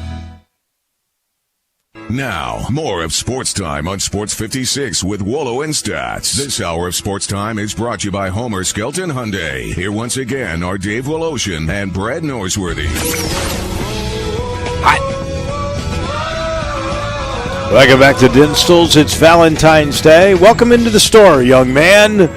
We've got free candy. Come and try some of that. Register to win either a gift card from Gould's at $5.50. We'll pull out some names, or we've got a heart-shaped box of Dinstall's coming your way, or 1 pound chocolate-covered strawberries. Love your jacket, boy. It's a shame your teams never win, though. You've got a logo that intertwines Red Sox, Patriots, Bruins, and Notre Dame. I'm sorry those teams never win. Sorry about that. This was for our radio. Oh, my. Well, you only know winning. You haven't had a parade in 6 months. That is. Oh, they're broke. Yeah, they're on their last dime. That is good seeing you. That is a great story, man. If you're a New England fan, you know Matt Stark, who used to do the sports Channel 13, did a great job. Love Matt. Matt, his son. I mean, he has. You know, Matt has got a passion for sports. Well, he has given that passion to his son. He's inculcated it into his son. Well, can you imagine that kid? He only knows what winning's all about. Yeah. He has no idea what the real world is. Crimson Tide fan rolls in. We got all kinds of folks here. We got all kinds of logos. There is no question about that. Can you imagine being a youngster of the New England persuasion of Red Sox, Bruins, Patriots in that part of the world, and you were about 10 years old on the night that Aaron Boone broke your heart in 2003. Yeah. From that point on, you don't know about broken heart. No, this kid's I'm going to say Jude is probably about 12 years old now, maybe. Well, he's had it real good. That's all he knows is winning. It's but crazy. 17 years ago, and you're now 27.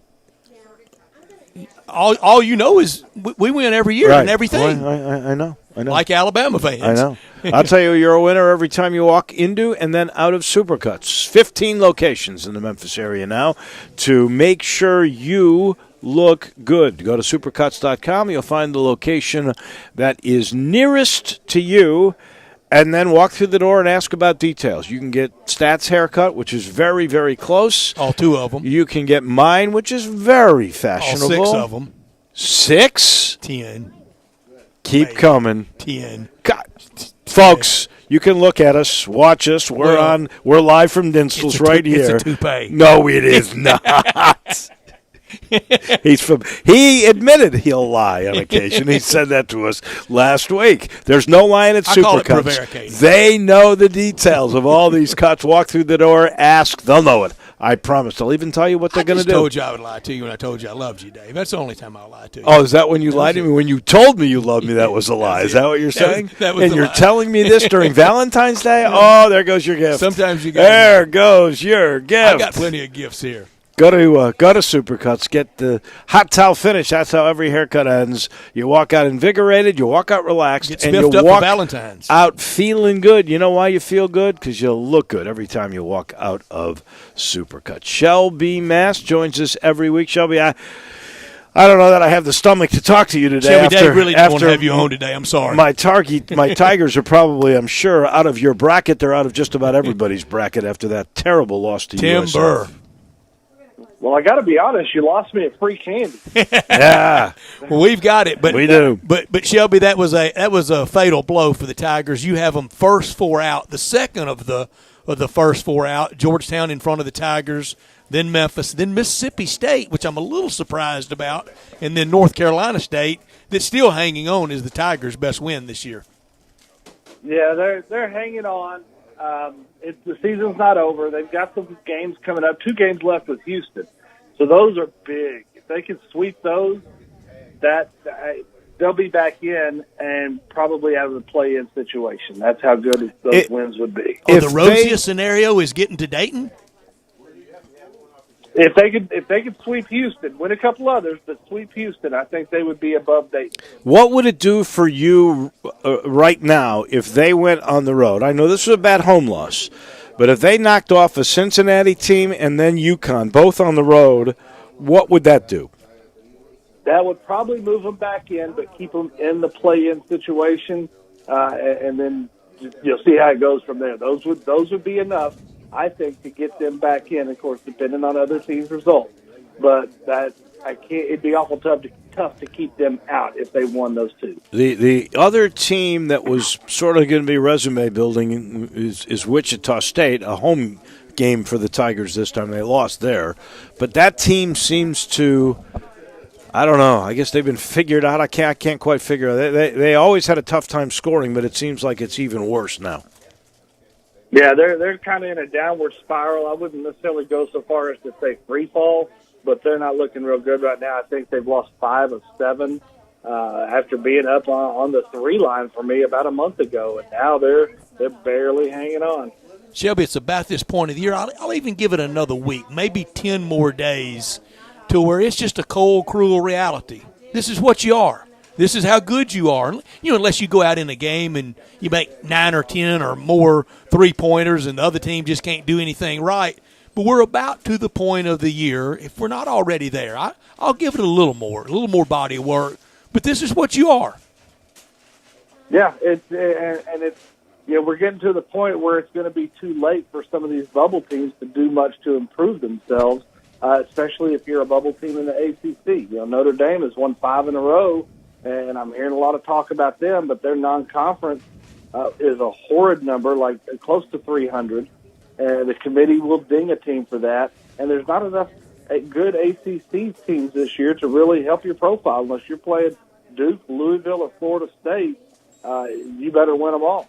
In the very end here, or just right now, because that's the only fair thing to do, how many teams have you got from the ACC in? How many teams from the Big Ten? We were having this debate. Brett said there could be double-digit teams. I don't think there's going to be that many from the Big Ten, but certainly 8, right? I've got 11 right now. Wow, 11. I'm not comfortable with that. I think there's going to be some teams that fall out. But as of today, I could see 11 getting in. And then ACC, I've got 4. Those first 3 I talked about, and then Virginia, and they're in a play-in situation. So that could very well be a 3-team conference. For those at-large bids, Shelby, it does not bother me if a league, I don't care if it's the Big Ten or the Pac-12 or the SEC or the AAC, if you gobble up 15 bids, if you're the best teams for those at-larges, because the NCAA men's basketball tournament, unlike how college football is set up, it really allows teams in that would not get in if it was 68 at-large bids.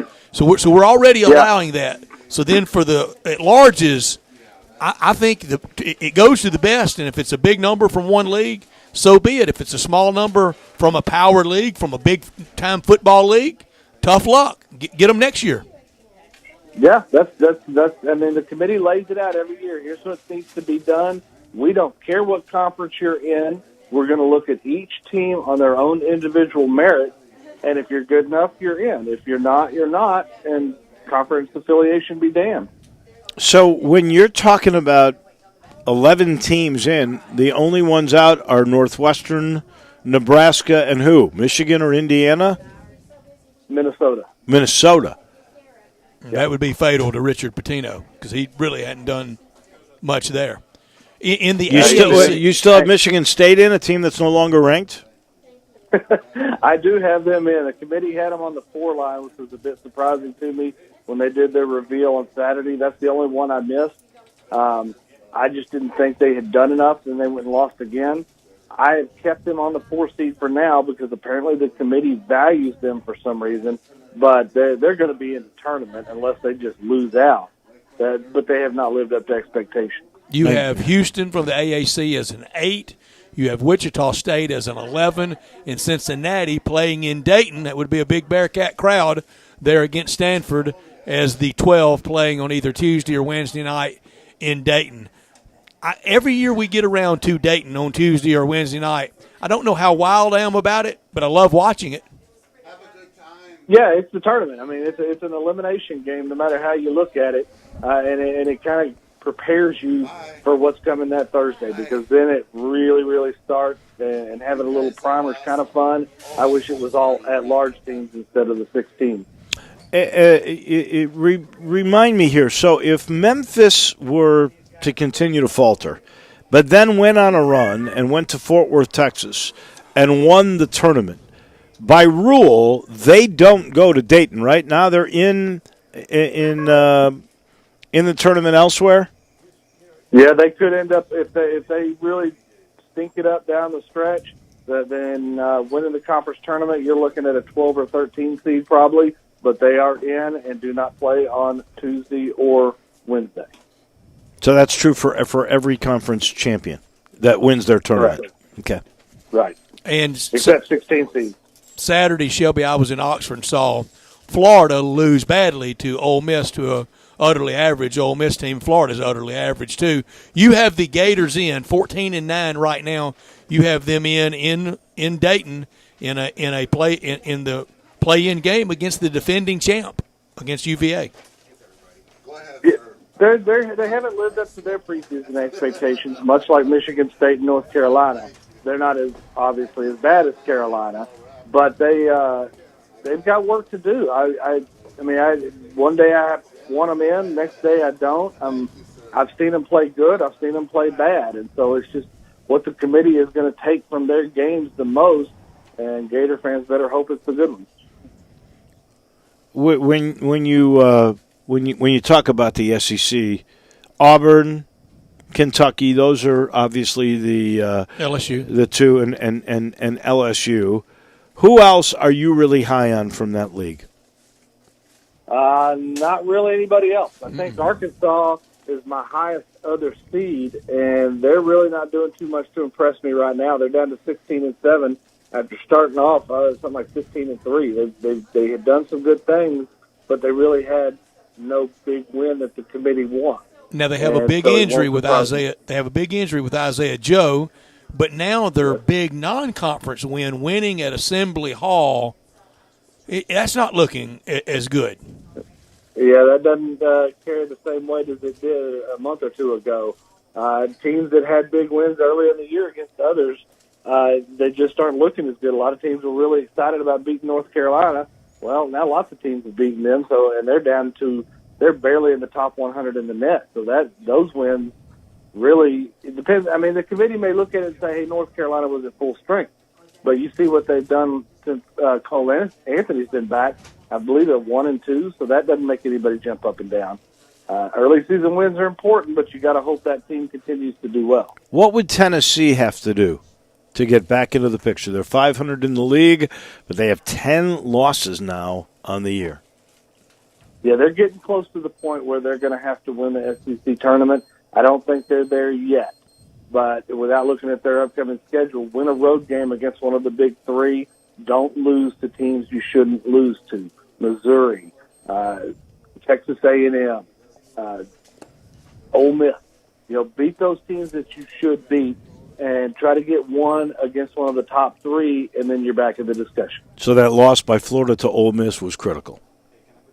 It was pretty bad. It put them down into the play-in situation, and I came close to knocking them out, but I just didn't feel I had another team to move in that I was comfortable with. And that was after coming back from 22 down at home to a bad Georgia team, or Florida would have had an all-world bad week. And a lot of conversation around Michael White, and that's a big story here because he played at Ole Miss, and the very famous athletics family with his dad, the AD at Duke, and the brother with the AD at Central Florida, and other brothers doing well in administration, but also because of Mike Miller on the University of Memphis staff. If Florida made a move, hiring Mike Miller would be pretty smart with what he's done in recruiting. Yeah, that would be an option. And I've heard a little bit of rumblings here about his odds of staying in Florida, and I think he better win some more games and get in that tournament. The other choice that Mike has been rumored to be involved in is Miami, also in the state of Florida, that Larrañaga might be thinking about retiring. And if that were the case, that would be a pretty good spot, obviously, for Mike Miller, who loves that state, even though he's from North Dakota. But that would be a place that he might end up but love falling through the into. years in South Florida, his years with the Miami Heat. Shelby, the bracket's going to be interesting to see. It could be some strange matchups. We mentioned in Dayton the idea of the defending champ there, Indiana. Maybe back in the tournament, but at the top, I think it would be shocking to most people on Selection Sunday to see Gonzaga and San Diego State. Just not many people have stayed up and watched Gonzaga and San Diego State this year. No, they haven't. I've seen enough of them to know that those are very good teams. But just having them up there, I think, is kind of cool. We're not used to teams. I don't mind Gonzaga it. we're kind of used to, but no, I don't either. I love having Dayton up there. I had them on the 3 line going into Saturday, and when the committee came out and said 2 line, I was very happy about that. I'd had them on the 2 line and moved them to 3 just because I didn't think the committee would take them there, but they did, and that was really nice to see. So you've got some non-football teams that are up there hanging around making some noise, Seton Hall included. Well, that Big East Conference is the most interesting to me. Marquette got back into the top 25 today. Creighton's making their move. We know what Villanova's all about. Seton Hall's the best of all those. Then you've still got Butler that at one time, how high was Butler? They were like 2 or 3 in the country, weren't they? Butler they were 1 for me. Yeah, Butler was way up there. Georgetown was being talked about. How many Big East schools you got in? Big East right now, I've got 6 in. Georgetown still kind of hanging around. They're my first team out. They've got some stinker losses. They've got a lot of losses, but with other options that are out there, they have enough big wins that the committee likes that I think they're going to be under serious discussion. And don't rule out Providence. Don't rule out St. John's. And we're probably getting close to ruling out DePaul, but the fact that we're even discussing them at this point of the year is good for them. I don't understand how we can when you're 1-10 in your league. Now, I've watched them blow some games that they had won, But, even Georgetown, they're 4-7. They're 3 games under 500 in their league. That would be wild if they got in. As always, Shelby, we appreciate it. Can't wait to see it next week. Maybe my Tigers will get back into your first 4 in if they can go crazy on the road this week. That would be good for them. Thank you. We appreciate it. Yeah. Take care. That is Shelby Mast, and you read bracketology with him every week in USA Today, and now also he's doing stories in the Daily Memphian. I'll let you know this portion of the show is brought to you by the Spirit Shop. Okay, you're out. The weekend was here. It came, it went, and now you are seriously looking at restocking. I know my wife is. And that's very easy. You just go to Poplar and St. Nick. It's 4848 Poplar. It's that little log cabin right down the road from Clark Tower. Walk in the place, you'll be amazed. You will be, well, it's a study, I think, in spatial engineering. They've got this space, and they've put more product, more premium brands of tequila or bourbon or vodka or gin, whatever is your favorite spirit, they've got them, and they've got a big range, from the most premium to the biggest bargains. And to those in the middle that might be up-and-comers that you're hearing about for the first time and you get it at a good price, it's going to go way up. And wine's a perfect example of that. I remember when Cornerstone first came in the market, you could get it for a low price. Eddie Connor knew about it, said buy a bunch low because it'll be high later, and it is now. That's, by the way, owned by a group of Memphians for the most part, and it is a premium wine. And, of course, Eddie Connor sells it at the Spirit Shop. If you're looking for accessories or beer, even cocktails in a can, they got it there.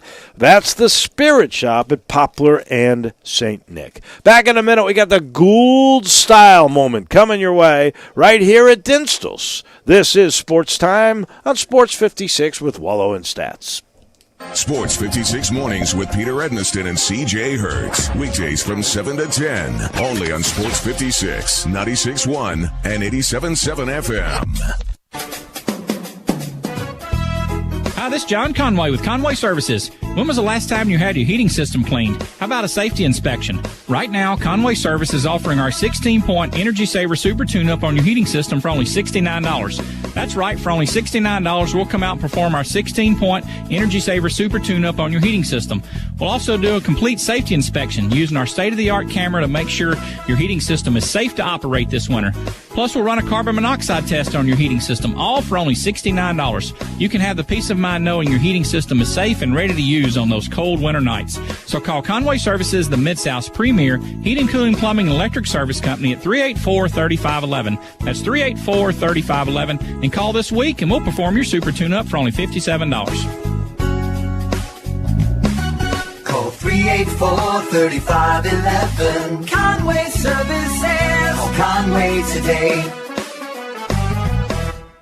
This Valentine's Day, show her just how much you love her. Say it with Central Barbecue. Say it with ribs. What are you doing? I was thinking we could play on their heartstrings. Say it with ribs? Yeah, I think Central Barbecue should do like Valentine's stuff. You know, like a Be Mine brisket or Cuddle Me coleslaw. Did you just get these off of Candy Hearts? Where I get my inspiration is not important. Why not just do your job and tell people to go to Central Barbecue? That's what I'm doing, you know, just with a romantic twist. No twisting! Just sell Central Barbecue. Hug me jalapeno nachos, kiss me kielbasa. Just stop. Just tell them to go to Central Barbecue. You have no soul. Mid-South Power Distributors is your source for all things diesel. Their newly renovated drive-in repair shop is open to the public. Whether it'll be your everyday driver, farm equipment, fleet vehicle, or heavy-duty truck, their ASE-certified technicians will get you back on the road. The on-site dyno is ready to run all the necessary diagnostic testing. From preventative maintenance to complete overhauls, Mid-South Power can handle it all. Stop in today at 3288 Mill Branch Road or call 901-396-0710 and online at mid-southpower.com. You've heard of James Gaddis Jewelers, but have you heard what they've done lately? Everything, a tremendous selection of diamonds and jewels and gold and silver and more. Lots of watches, tons of custom-made jewelry, diamonds, fine gemstones, bracelets, necklaces, so many choices. Romantics will love the one-of-a-kind estate and vintage jewelry. James Gaddis has experts in wedding and engagement rings, plus 2 repair experts for fine watches and jewelry. Layaway and financing available. James Gaddis, local and family-owned. Whatever your dream, make it come true at James Gaddis Jewelers, 4900 Poplar. Now, more of Sports Time on Sports 56 with Wolo and Stats. This hour of Sports Time is brought to you by Homer Skelton Hyundai. Here once again are Dave Woloshin and Brad Norsworthy. All right. Boy, we got a lot of Ghouls style today with 3 Ghouls gift certificates that we'll give away. And we have all the big drawings around 5:40, 5:45. If you've been here at Dinstall's all day with us, starting with Greg and Eli at 10 o'clock, all the way through John, and all the way with us up to 5:40, 5:45 or so, we sure appreciate it. And you'll have a chance to win one of those Ghouls gift cards. And with Friday being Valentine's, it's the perfect gift for really any holiday, for really any time, but exceptional for at Valentine's. If you're not real sure about that size or just exactly what he or she wants in your life, get that Ghouls gift card. 12 great locations in the greater Memphis area. They're down on Main Street, just like Becky Dinstall and Dinstall's. From downtown to out east, all points in between, on Olive Branch as well, and part of the renaissance of Overton Square. You can get the massage, the body treatments, facials, or just a haircut. Superior spa services and salon services built with a great reputation over 88 years. Mr. Sam Gould opened a barbershop in 1932, and the Powerhouse was born, and it is made for a lot of great holidays, including the Holiday of Love on Friday with the Ghouls gift card. 450 Ghouls employees to serve your every need, and that gift card is the gift you cannot go wrong with for anniversaries, birthdays, weddings, holidays. Make someone feel very special with the Ghoul gift card. You can follow them on Twitter at Ghoul Salons or their website, ghoulsalons.com. It's easy. After that first triple-double, it's got to go to John Morant, doesn't it? That certainly is one way to go. And, again, I think the guy's going to have a whole bunch before it's all said and done. What will that career look like when it's done? The thing that most amazes me is he knows winning time. The fourth quarter is his time, and he's amongst the leaders in the NBA when it comes to fourth quarter scoring. For me, the moment was the Bobby Knight return. I always appreciate when people, and I did not have as much respect for Bobby Knight as most people do, but when somebody finally makes peace, especially when most of the time their upset was all irrational stuff anyway, but Bobby Knight 20 years later finally was able to make peace with himself and the fans of Indiana and went back to Assembly Hall. Gene Cady was there, his longtime rival for Purdue. Vitale doing it to again. me, a classy guy, and Dick Vitale was doing it. That was a big moment there. That was my Gould's moment, Bobby Knight's return to Indiana University. That's 2 hours in the books. We're back in just a little bit. Oh, yeah, can't wait for that. We will talk with David Cobb from CBS Sports. More college basketball and stuff coming your way on Sports Time Live from Dinstall's on Sports 56 with Wolo and Stats.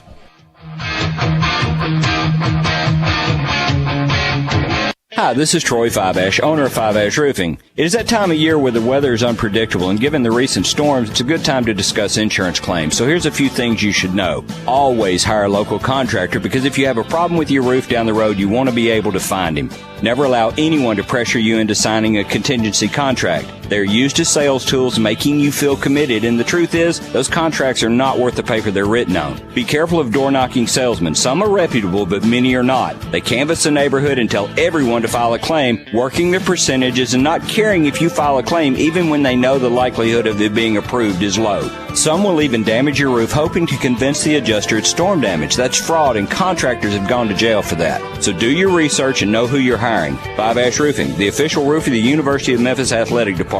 Fair, honest, and ethical. 367-0050 or memphisroofer.com. Five-Ash Roofing, it's what we do.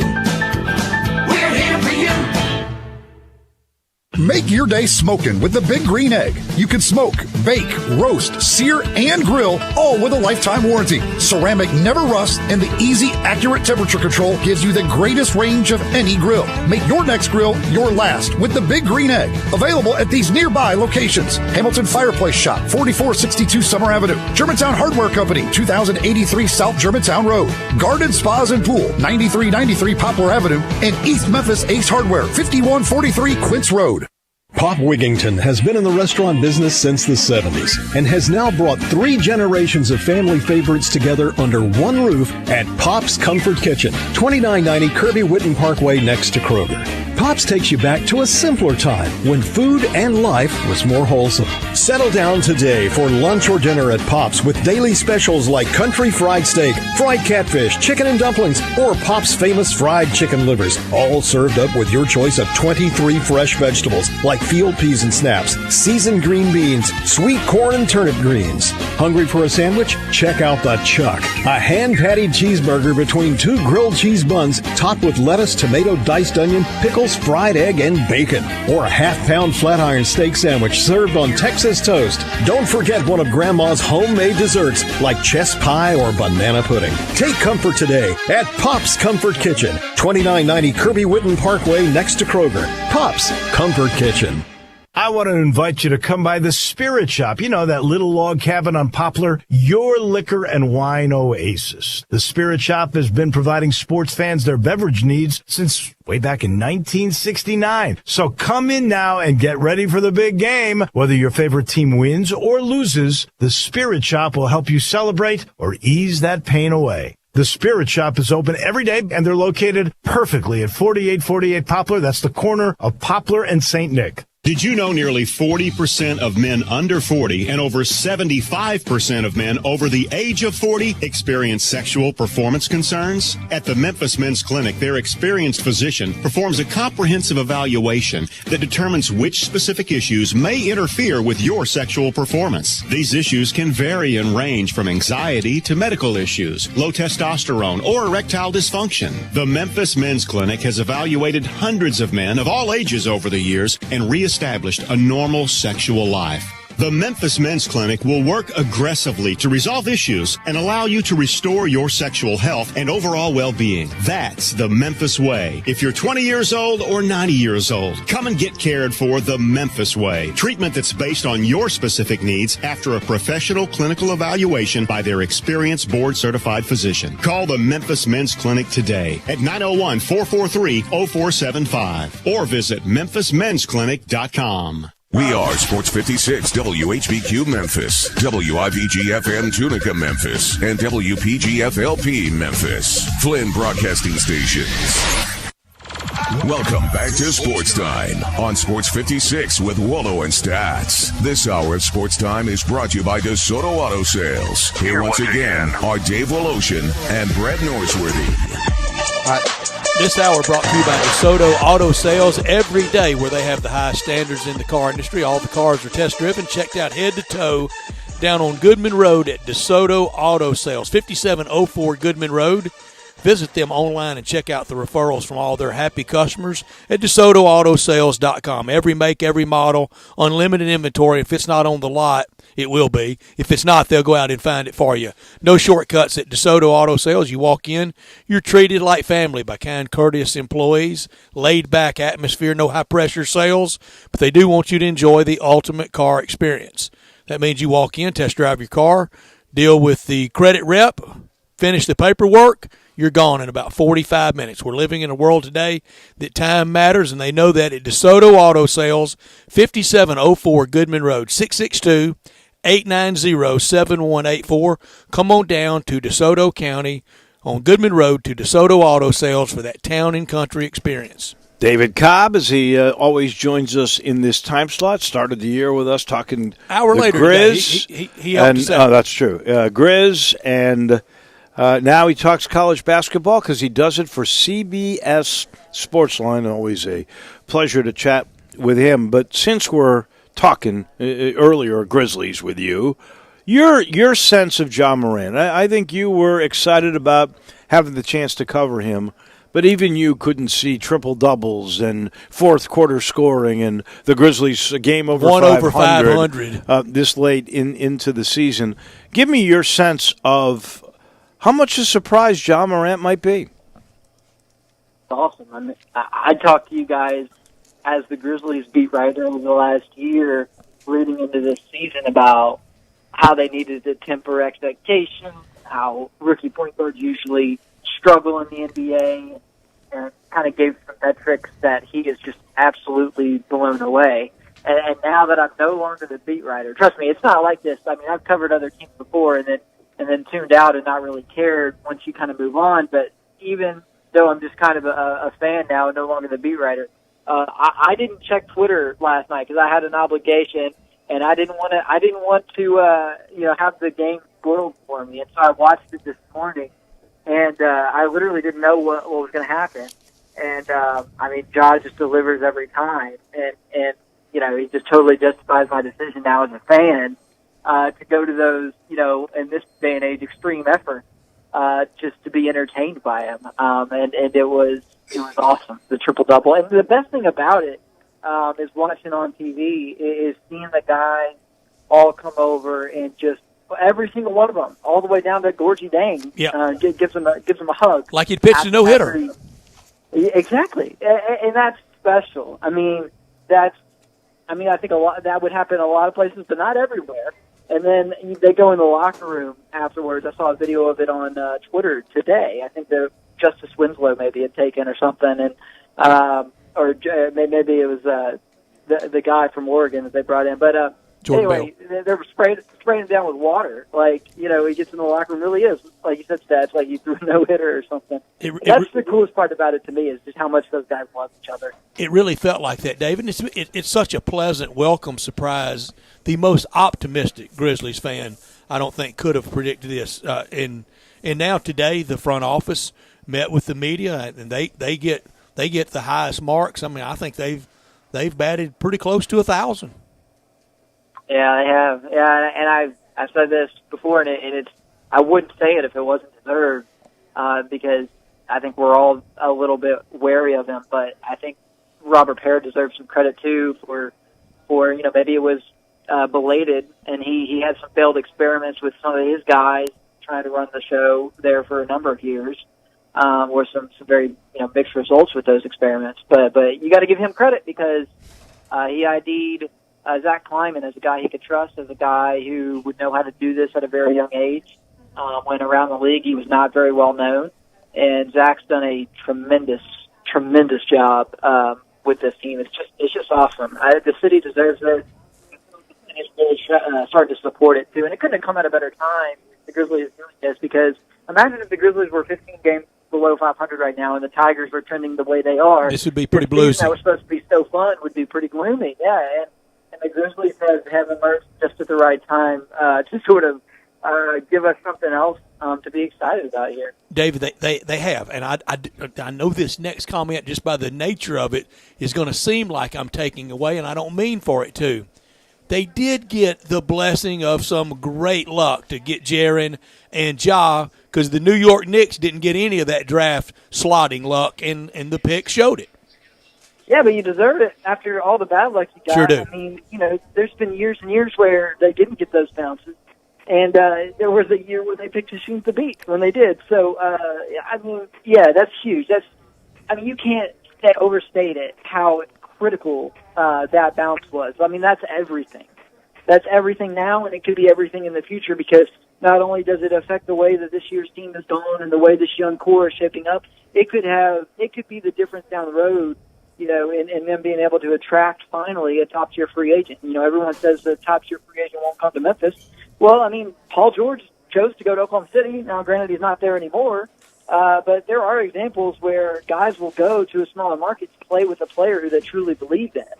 And John Morant, I can tell you right now, is somebody that people around the NBA really believe in. I don't want to play for him because he's going to get me the ball. He's got, to get a triple-double, you got to have double-figured assists, and he does that. I'm going to go back to your statement on Parra. I'm not willing to give him all that much credit personally. I give all the credit in the world to Kleiman because he's the guy who made all these moves. But as far as I'm concerned, Robert Parra just threw out another dart. He did that when he first got here with a guy that didn't work out, and he had to fire him. He did that last year before he brought Kleiman in. He had Joe Abadi, a guy who had no background in the NBA, but he was a lawyer who he trusted in for some reason that could do that, and he was putting him in charge of operations. He threw another dart, and this time the odds were with him. He finally hit a home run, just like getting the number 2 of the lottery. The credit I give him is in the context of his other failures. Yeah, that's the point. It's not like he doesn't deserve too much credit. You're right, but he does deserve some because we rake him over the coals a lot, and he gets a lot of grief that's well deserved. And so I do think that it's important in this instance, in light of some of those other shortcomings, to at least give him at least a little bit of a tip of the cap and say that, all right, well, he did have the vision here to tab Kleiman as his guy. I think he deserves at least a little bit of a nod for that. I'll tell you what, if he could ever talk to us and just say, this is why I identified Kleiman, I might believe it.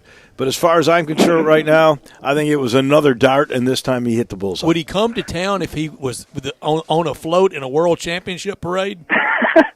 Would he come and watch an NBA Finals series here? I don't know. He's been here this year, hasn't he? I think he's been here for a game. He's been here a time or two. He's been here. Yeah. If a championship parade occurred, would a tree fall in the woods and make any noise? Yeah, I don't know. Did y'all see the pictures of the one in Kansas City? It was unreal. I mean, Memphis. I mean, I don't even know. How would they even do it? I mean, this is obviously pie in the sky a little bit, but that was Chris Wallace's thing, is he wanted to see a parade down Beale Street, but Beale Street couldn't hold a championship parade. Are you kidding me? I mean, they could barely hold College game day. I don't know what they'd have to do. They'd have to get on Sam Cooper or something. Good problem to have. I'll tell you what they could do. They could run it the way they run the Memphis Marathon. We'd have enough people to go around. It would work. They could make that one work. Same route. David? I don't know. I don't know about the Tom Lee Park redesign and all that. I have to revisit that if we're going to be having a championship parade here. Biggest shocking local basketball story, to look at the paper and see the Grizzlies in the position they are in, or to look at the Tigers for all the different reasons and see the position that they find themselves in? Yes, I mean both. I still think the Grizzlies are more surprising, though. I mean, look, this is a Memphis Tigers team comprised almost entirely of freshmen and sophomores. And then a second-year coach, and I mean, obviously, with them being so reliant on James Wiseman. All it took was one injury or one NCAA issue that sort of kept the ball rolling in the wrong direction, and here we are. The Grizzlies, to me, are more surprising, honestly. Maybe I was just, irrationally down on them to start the year, but I don't think my opinion of them was out of line in any way with the thinking of other people who, are really, have a thorough grasp of the league. So I still think the Grizzlies are more surprising. I just think you could look at what's going on with the Tigers now and maybe have seen that coming. It would have taken a little ingenuity given just how much praise they were getting, especially here locally. But, I mean, the Grizzlies thing, there's nobody out there who believed this was going to happen. I did not see this coming for the Tigers, but I'm not surprised for the reasons that you list, the youth in the team, the second-year head coach, and then you have that ultimately will be the shot they had to endure that really caused all this, and that was 3 games into the season, losing the number 1 high school player in the country and arguably the number 1 player in June's draft. The controversy around James Wiseman, even if he had returned, it just didn't feel right from that point on, David. Yeah, no kidding. It's going to be interesting to see if they have one last charge in them, because look, I mean, there's still 7 or 8 games left in this regular season. They still have opportunities to play Houston twice. Now you're happy that you got Houston on the schedule twice. I mean, you're looking at it a couple of weeks ago and saying, "Wow, that back half is really tough." Now it's a good thing that you have 2 quad 1 games there against Houston, and now you hope that Wichita State. Well, I guess you're done with them, but I mean, now you got to play more. You got Wichita State. You got to hope Wichita State wins every game, because they got 5 losses. Yeah. Wins every game except the one that they play against you. But I'm going to go with a columnist who pointed this out. How good would the Grizzlies be if John Morant, Jaren Jackson, and Dylan Brooks weren't playing? Because that's what you got with Memphis right now. You lost Wiseman, DJ Jeffries, and Precious Achiuwa. Yeah, I mean, that's a fair point. I mean, I don't know what the point of saying that is. Are we trying to make excuses, for Penny?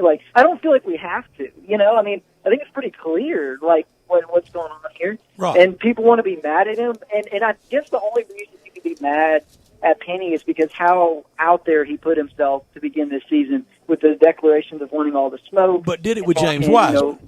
But you know what, David? I take your point, and I think that is probably something Penny will learn and reevaluate.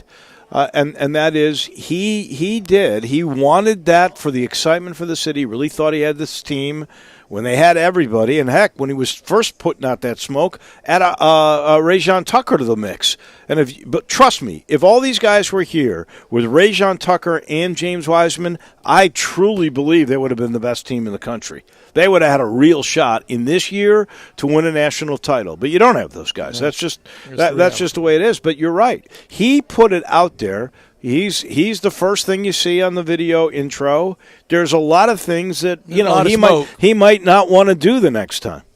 Yeah, and it's only made the pain worse because he did such a good job of firing him up. I mean, look, I can understand like if this was some, let's say this is a UCLA or USC or some college team that plays in a massive market where you really do have to drum up interest because there's so many other things that can attract the attention of the potential customers, potential fans. Okay, maybe there's a time and a place for that, but here in Memphis, everybody was already going to be excited. Everybody was already going to have expectations that were pretty high for this team.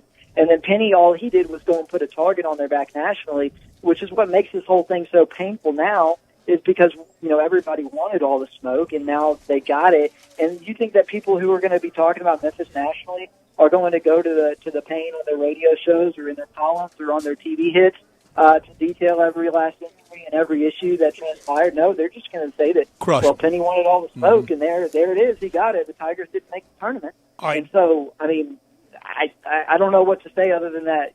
You're right, Wolo. I think that in the future he'll probably handle it differently because here you don't have to drum up that excitement. That excitement occurs organically. They're going to talk about you on the radio 24/7 in this market, whether or not that you're out there as the head coach, making declarations like that. David, I know what you mean in the larger context, but seriously, until the last day here, Dave, John Calipari was saying you got to constantly be selling in this job, didn't he? He did. I'm not really sure in that regard. I think for John, I think he meant selling to the country, not to the market. John, great point. John always was selling to that he was the broad, underappreciated guy. That he was his motivation. He was the blue collar, and he wanted to be the blue College, blood, and he went from collar to blood. Because that's what he wanted. He didn't want to have to fight for everything. He still fights that. He does. And you know why? Part of that is what he didn't, in my opinion, what he didn't realize, that's his makeup. That's how he drives himself. He's got to have a chip on his shoulder. Yeah. And that's what he does. That is not Penny's deal. But I don't think David's point is on the money. You don't have to sell any kind of smoke in this market. This market wants to embrace you. In a 60-mile radius, I'm with both of y'all, and you're right. That's right, 60 miles. John was selling outside of this. David, I told Dave in the last break, and I want to be on the first on the record, and you may disagree with me. Anybody that starts with don't even go to the NIT, I completely disagree with them. If the Tigers fall to the NIT, you go because you need. I think that young team, needs laps around the track. Yeah, no doubt. You were hoping that a lot of those guys come back. I mean, there was kind of a prevailing thought that I picked up on from people who cover the program on a daily basis. Like maybe Boogie Ellis is going to transfer out. You want him to get every game that he can at Memphis Uniform because maybe he's starting to play a little bit better. And so you want to continue to sort of build him as a player and build his identity. Maybe he comes back. You hope to get Leslie Jonas back. There's some guys you're probably going to lose pressure. I think that's almost a given. But there's a lot of talent on this team that if it comes back a year older, a year stronger, with 3 or 4 more games under its belt, and who knows how many more practices because it chose to go to the NIT, I think that can only benefit them. I mean, there's no way that it hurts them. The only way that it hurts them is that it hurts their pride. To go play in the NIT. That's the only thing that it hurts. It hurts their pride because, what they're going to talk about on those ESPN broadcasts that, by the way, nobody actually watches other than the fans of the teams that are playing is, this is a team that started the season out with huge expectations. And it's going to sting to have to sit there and watch that and hear that. But if you can get past that or put it on mute or just turn Wolo on instead, I mean, you're going to. There you go. There's nothing but that can come from that. To me, the NIT is a hard sell the first round or two. Then after that, there is a good carrot. And I remember this well from Calipari's days. You've got a trip to go into New York. And I do think that the two semifinal games in the championship game, they did away with the third place game, which they used to have. The first time we went there, they had it. But I think people do watch those three games, those two semifinals, because they're purposely put on a different night than the NCAA. Yeah, You're not up Tuesday, against the Wednesday, NCAA, and so clock ticking on the basketball season. And you're in Madison Square Garden, man. You got a trip to the Garden. You got a trip to New York. You wine them and dine them. It's a really nice reward for a season that didn't quite go as well as you wanted. But if you lose in the first or second round of the NIT, then it's kind of lousy unless you've been to no postseason, which was the case for Memphis last year. I mean, people can talk all they want to, but Penny got us back to postseason. We never saw that with Tubby. And David, I've always said about the NIT, and Dave mostly laid it out as I've stated it. When you're winning in the NIT, it's pretty fun. Once you lose, especially shy of New York, it sets in. What a crummy year. We just lost in the NIT. That's exactly when you go and play golf. You just say it's over. Done. Into the first tee, David. And swing hard. Well, if it's any consolation for Memphis fans, I think at this point Tennessee will even be more impressed to get an NIT bid. So you know what? If it comes to that, they still have a win over the Vols to hang their hat on in Knoxville, no less. So I guess ultimately, this thing could have been worse. If there was a loss to Tennessee on the schedule, then the season I think would be a total dud. But you know what? You can always hang your head on that, given the status of that rivalry, in my opinion. David, you're so right about the learning process and maybe a little less of a sales job next summer and into August and in the fall. But you bring up Tennessee, and let's go back to August. And do you remember the Admiral Schofield, Lester Quinones give and take on the old Twitter machine? And many people that should know better, blasting at Admiral Schofield, a solid college player, and everybody on there going, Lester Quinones is going to get drafted this year higher than Admiral Schofield did at the end of his full college run. I wonder if those people will go back and revise that and the blast fest at Admiral Schofield. I know around here waving UT is like waving, the cape at El Toro, but that was pretty by people that should know better. That was pretty low rent to get in that fracas with Schofield and Quinones. At this point, I have zero expectations from anyone in this state to have any decorum whatsoever when it comes to Tennessee Memphis. I guess I'm unique in that I appreciate having grown up here, having attended the University of Tennessee, now sort of having covered both programs at least in some sense. I'm unique in that, I genuinely care about the welfare of both programs. Me too. I'm not talking about fans. I'm talking about media. Yeah, no, exactly. Well, everybody involved. I have lost all respect for people involved, but respect for the way that almost everyone associated with this rivalry has handled it. Because, Penny kind of messed it up with some of the things he said, but then Rick just made it worse by kind of refusing to forgive him, and now it's at this impasse, and the players going back at each other. That's fun. That's what makes it awesome. That's why it should continue. But the fans have a kind of a weird view of it sometimes, and the media here, I think, too, they don't help the situation at all, because I think we kind of pit the two against each other in a way that, again, I don't even know that we need to, because the health of both programs is vital to basketball in state, and when you just try to pit them against each other like that at all times, I just don't know what good it does.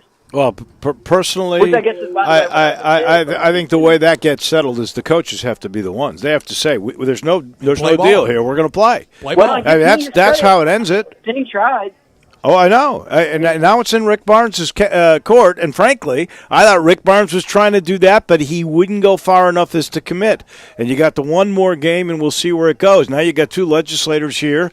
Antonio Parkinson and Brian Kelsey, they're going to try to force state government to make them play, and I'm okay with that. But I think Brett's got a great point.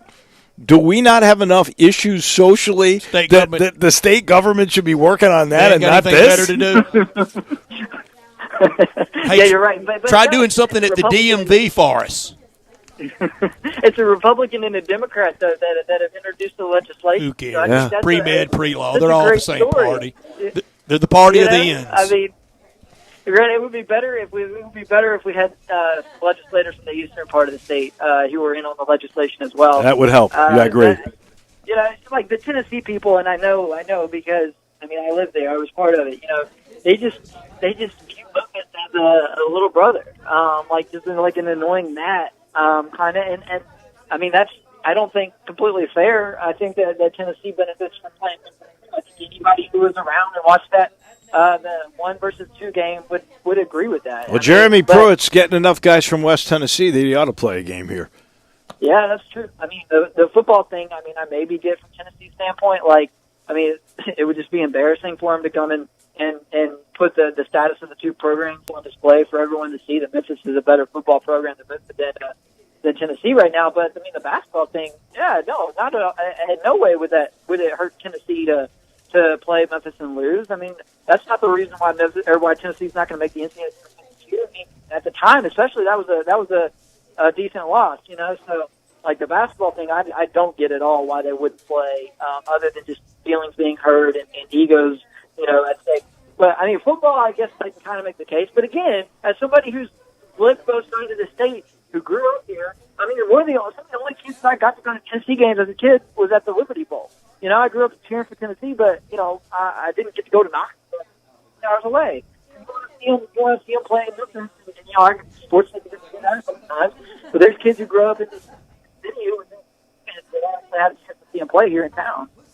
He is David Cobb. You read him now on CBSSportsline.com. What are you working on this week?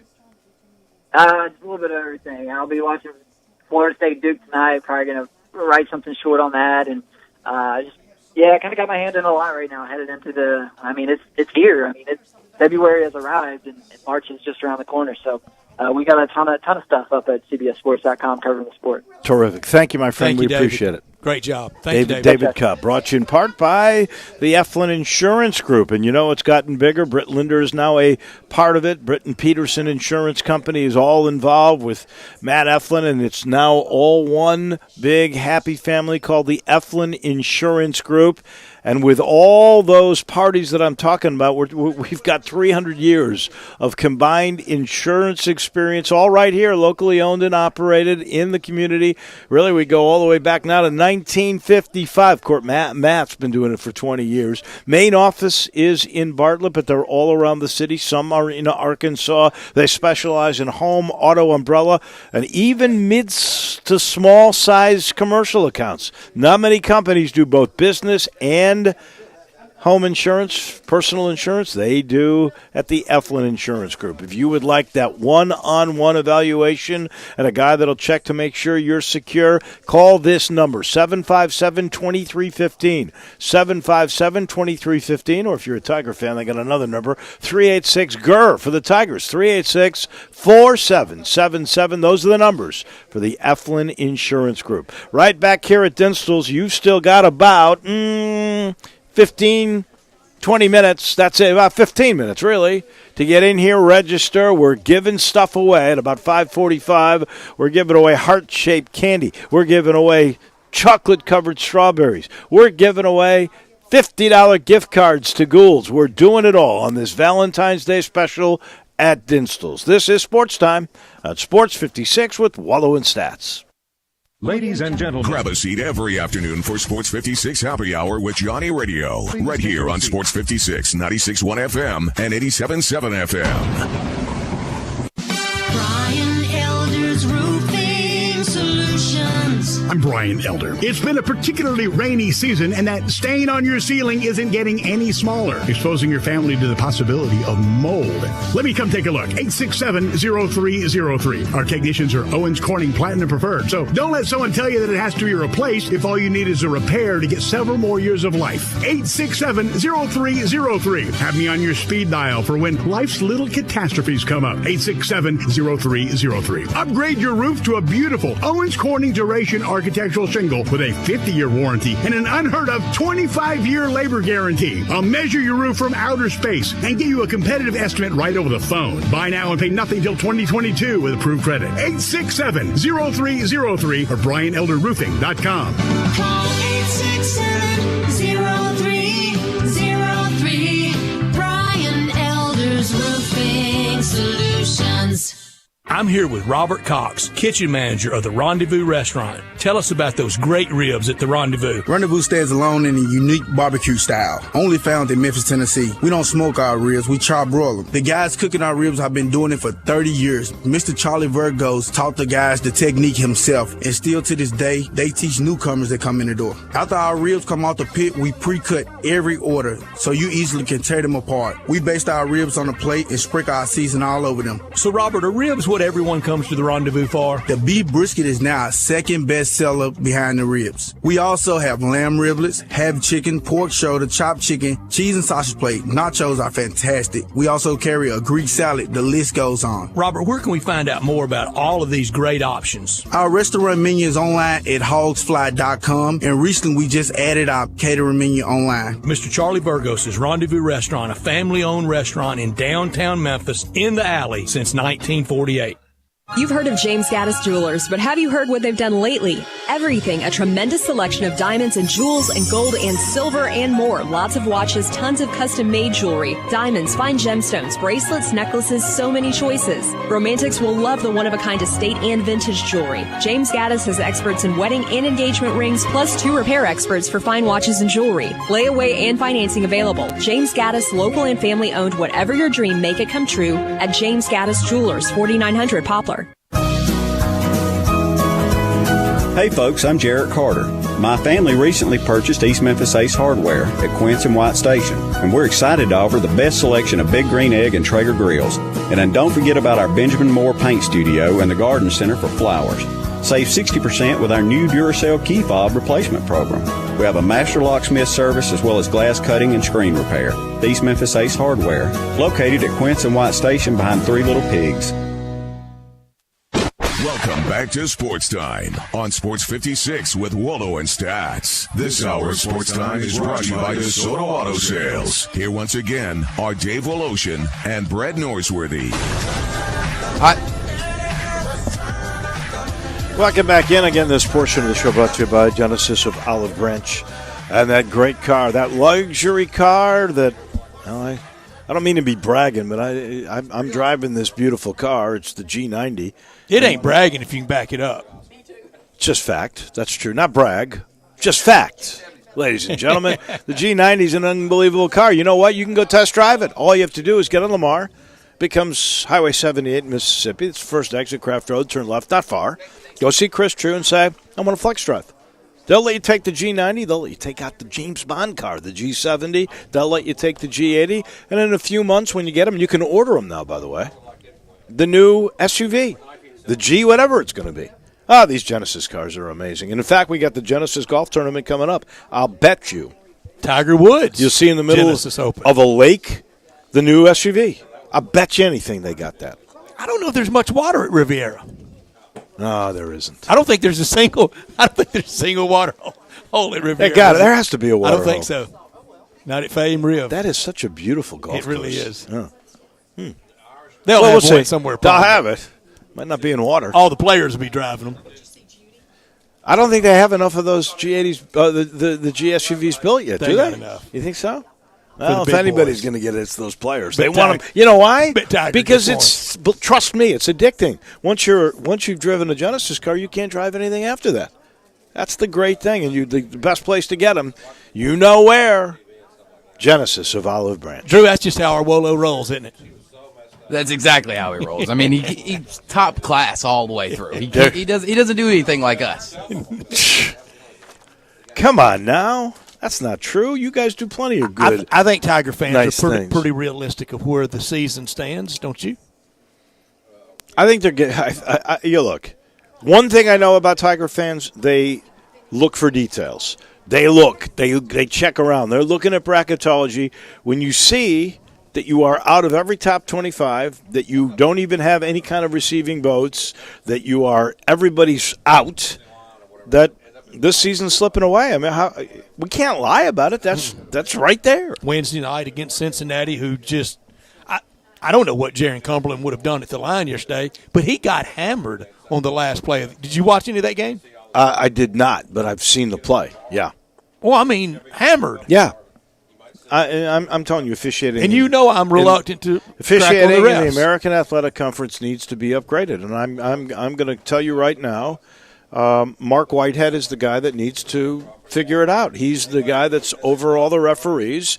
He's made, in my opinion, a couple of very strange personnel moves. Some of these crews that we got, and again, I'll go back to what I said. When you're a lower-level game, you're not going to get the greatest of crews, but the one he sent here on Saturday, well, that first half of that game, there were 10 players with at least 2 fouls. So early that the coaches had to change the way they coach because this group took over the damn style of play. Were they fouls? Was it? I'm not sure every one of them was a foul. Did you see the number of fouls called in the Arkansas game Saturday with Mizzou? Almost 60 fouls called. There's another Mark Whitehead crew. He's over both those groups. Well, I don't think he'd be over the AAC and the SEC if he wasn't competent. No, and he was a good referee as a referee, although he didn't ref here very much after a while because he threw out a fan. But he threw out. Yeah, super fan. Yeah, front row. I didn't know he did that. Oh my goodness. Yeah. So. Well, that was pretty brassy, wasn't it? Yeah, it was.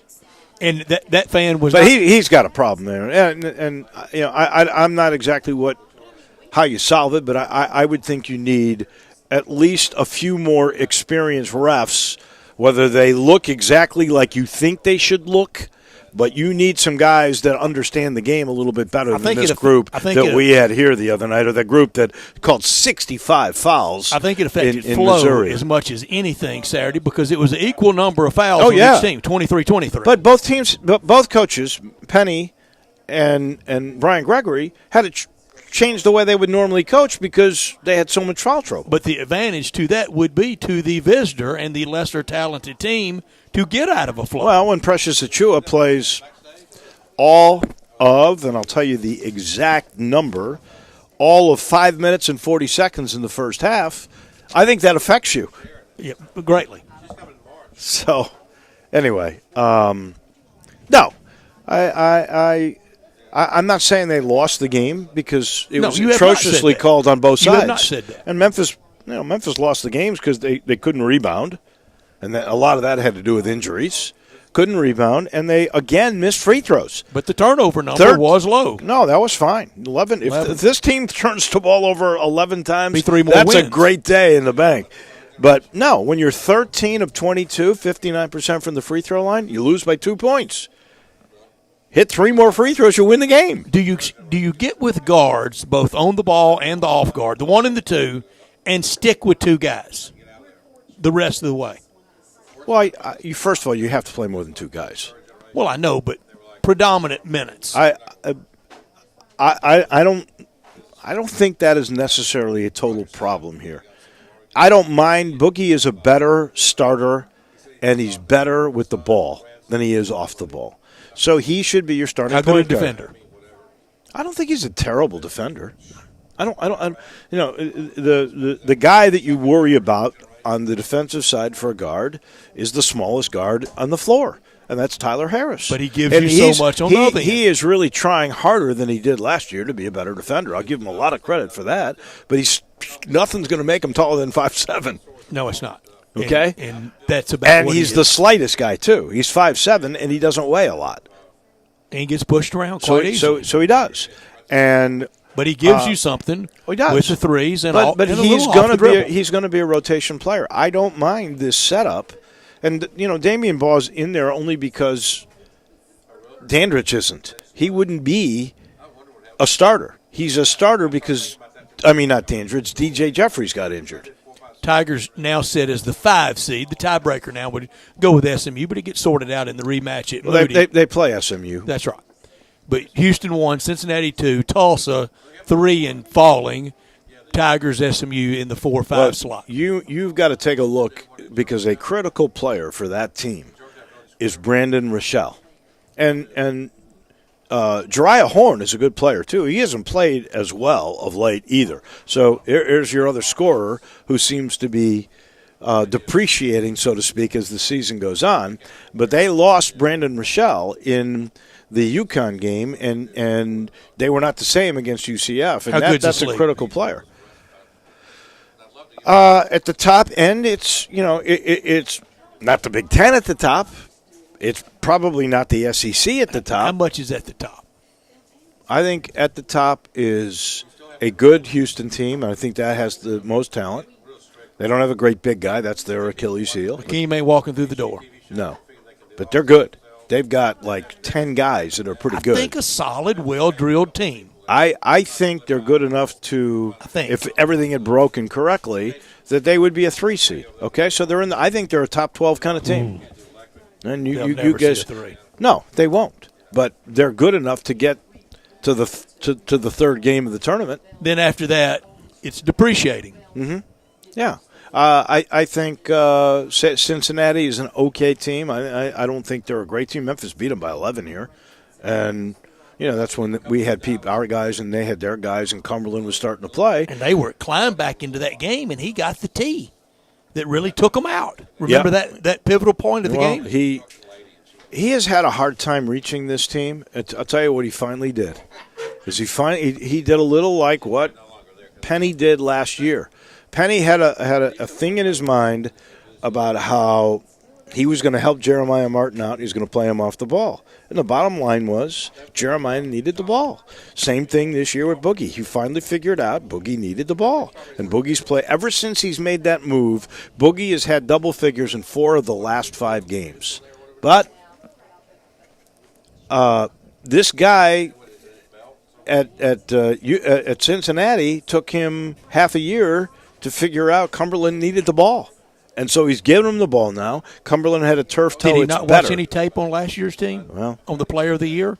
You would think. You got to get introduced to Jaron Cumberland on the 10th of February? Sometimes coaches have to control everything, and he made a mistake. And I think at least he's smart enough to have figured out the second half. And as I looked at or heard Shelby Masta say today, they're the first 4 in, or the last 4 in, and we're the second of the last 4 out. So they finally caught on. And I don't think I have, but by no means am I here carrying the SEC flag as anything special at all.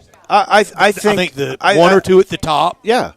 Auburn, Kentucky. I think Auburn and Kentucky are really good. I'm still not sure about LSU. Mississippi State's the one. They have enough talent. That could be this year's Auburn.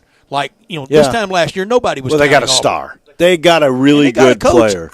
I think. Oh, I think he's a good coach. I do, too. You ask UCLA right now if they wish he was still there, because he kept taking them to Final Fours. All right, it's a big moment. We got 5 things to give away. The best person I know that picks that's honest is the great Becky Dinstall. She reaches in and all right, give me the first. What is this for? This will be for a Gould's gift card, and it will go to Patrick Metcalf. Patrick Metcalf. The next will be for the heart-shaped 1-pound box of Dinstall's chocolates for your Valentine, and it will go to Beverly Opperman. Beverly Opperman will get the heart-shaped box. This will be for a Gould's $50 gift card, and it will go to Justin Russell. Justin Russell, you get a gift card. This is for the chocolate-covered strawberries, ladies and gentlemen, that everybody loves, and it will go to Dave Woloshin. No. It goes to Pam Wakefield.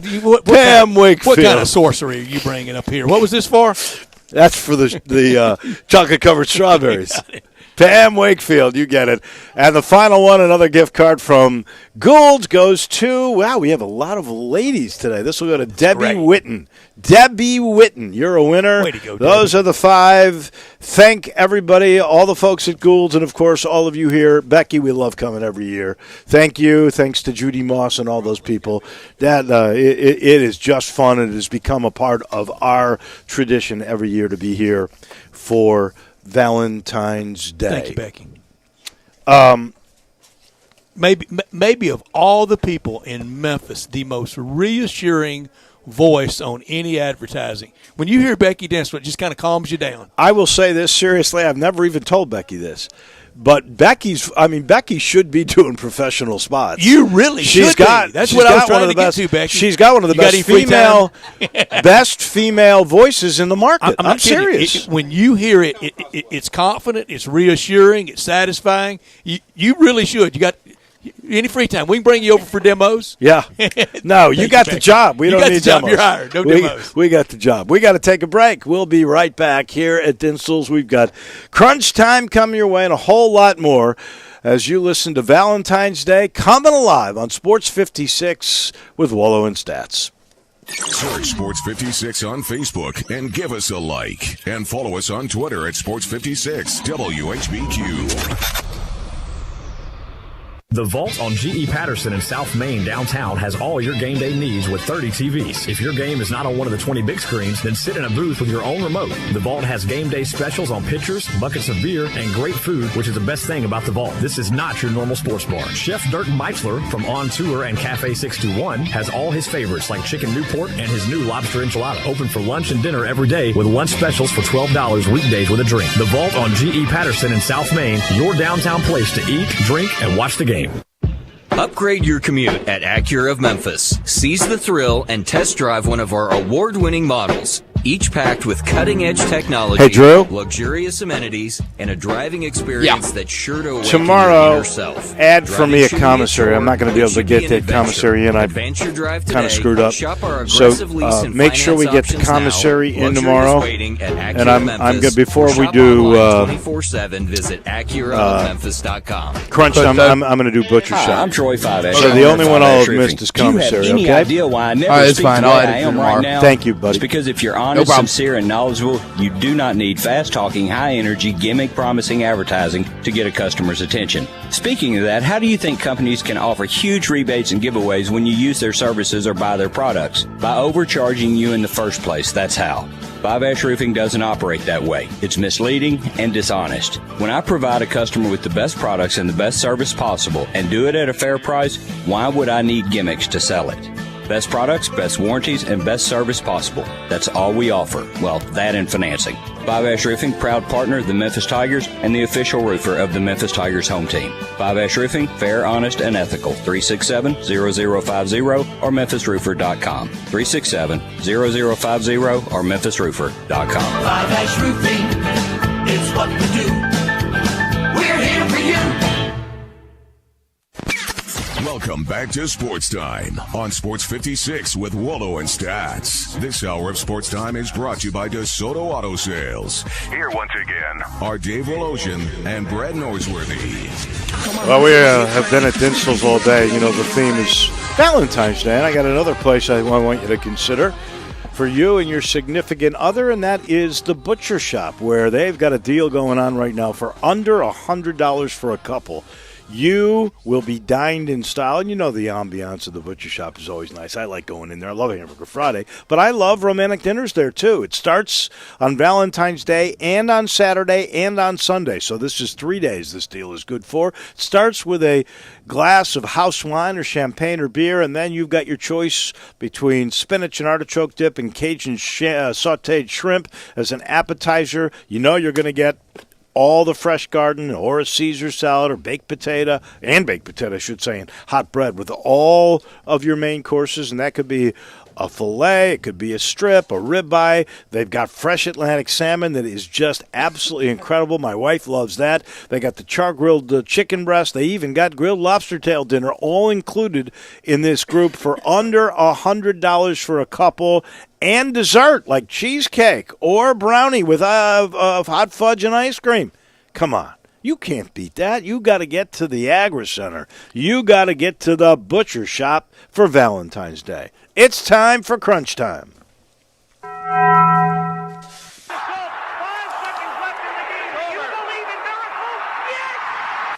crazy, folks! Go crazy! This is Geraldo. It is Crunch Time. You are looking live. In your life have you seen anything like that? Take questions again for the student athletes at this time, please. Goodbye! What's happening, big dog? How you doing? Is this thing working? It's obviously crunch time. Hammer, nail, coffin. This baby is over. Boop, boop, boop. That's what you're getting. Time for Taco Bell Crunch Time. Taco Bell, home of the crispy tortilla chips, topped with a double portion of either seasoned beef or shredded chicken, plus refried beans, nacho cheese sauce, reduced fat sour cream, guacamole, and a 3-cheese blend. Nachos Bel Grande, heaping portion of chips, topped with ground beef, tomatoes, beans, nacho cheese sauce, and a dollop of sour cream. Taco Bell, home to great food you get on your way home real fast, and they bring you crunch time every day. Dave, I learned today the injuries are a very valid excuse, if you want to use that word. That sometimes that sounds like pandering, but if it's reality, then heck, it's reality for this Tiger season, really degenerating into a big disappointment. But you still have to find a way to beat South Florida at home, and now it requires near perfection for a team in 2020 that's not been anywhere near perfect in this calendar year. No, they haven't been. And there's very little margin for error, especially since we don't even know the extent of all the injuries. They all could be back, all three. One of them might be back. None of them could be back. I really do not know, but we'll find out on Thursday, or maybe I'll have the answer for you when we land in Cincinnati on Wednesday. And, Dave, the very real idea that if Precious Achiuwa is struggling from injury and he decides my future is more important, it could be the end of his basketball, and I don't blame him. I guess it could be. That's a story for another day, because the more I see of this, the more I realize I can't wait for the one and done to get to be over, and let guys go that really think. Let them go. And I'm not saying Precious is this way. There are a lot of players out there that shouldn't be thinking this way, but they think they're first-round draft choices, and that they're doing you a favor playing college basketball. And when that gets out of here, I'll be happy. But especially the NIT, that's like one of these bowl games that a lot of guys pass on. Oh, yeah, I absolutely see that. Here's what I learned today. The NFL may even write this into their new CBA. It could be a bone of contention. But you know how after 5 weeks in the regular season, they will slot you. It's called flex scheduling for your slot on Sundays in the NFL, whether it's the Sunday night game or that Fox matinee at 3 o'clock, whatever that may be, they do that. They're going to start doing that week or 2 weeks out with Monday Night Football, because if you paid that money, you want the pecking order your way, and that means it's going to be harder to prepare, because suddenly you might have less time or more time, and it's going to be different. And what about fans in hotel rooms? Exactly. Things like that. Or if you've got Monday Night Football and you were thinking it was going to be Saturday at 1 o'clock, and all of a sudden, what? We're doing Monday night on a school night? How am I going to take the kids? And they're going to want to go because this is what they live for. And get ready for the latest NFL schedule release ever.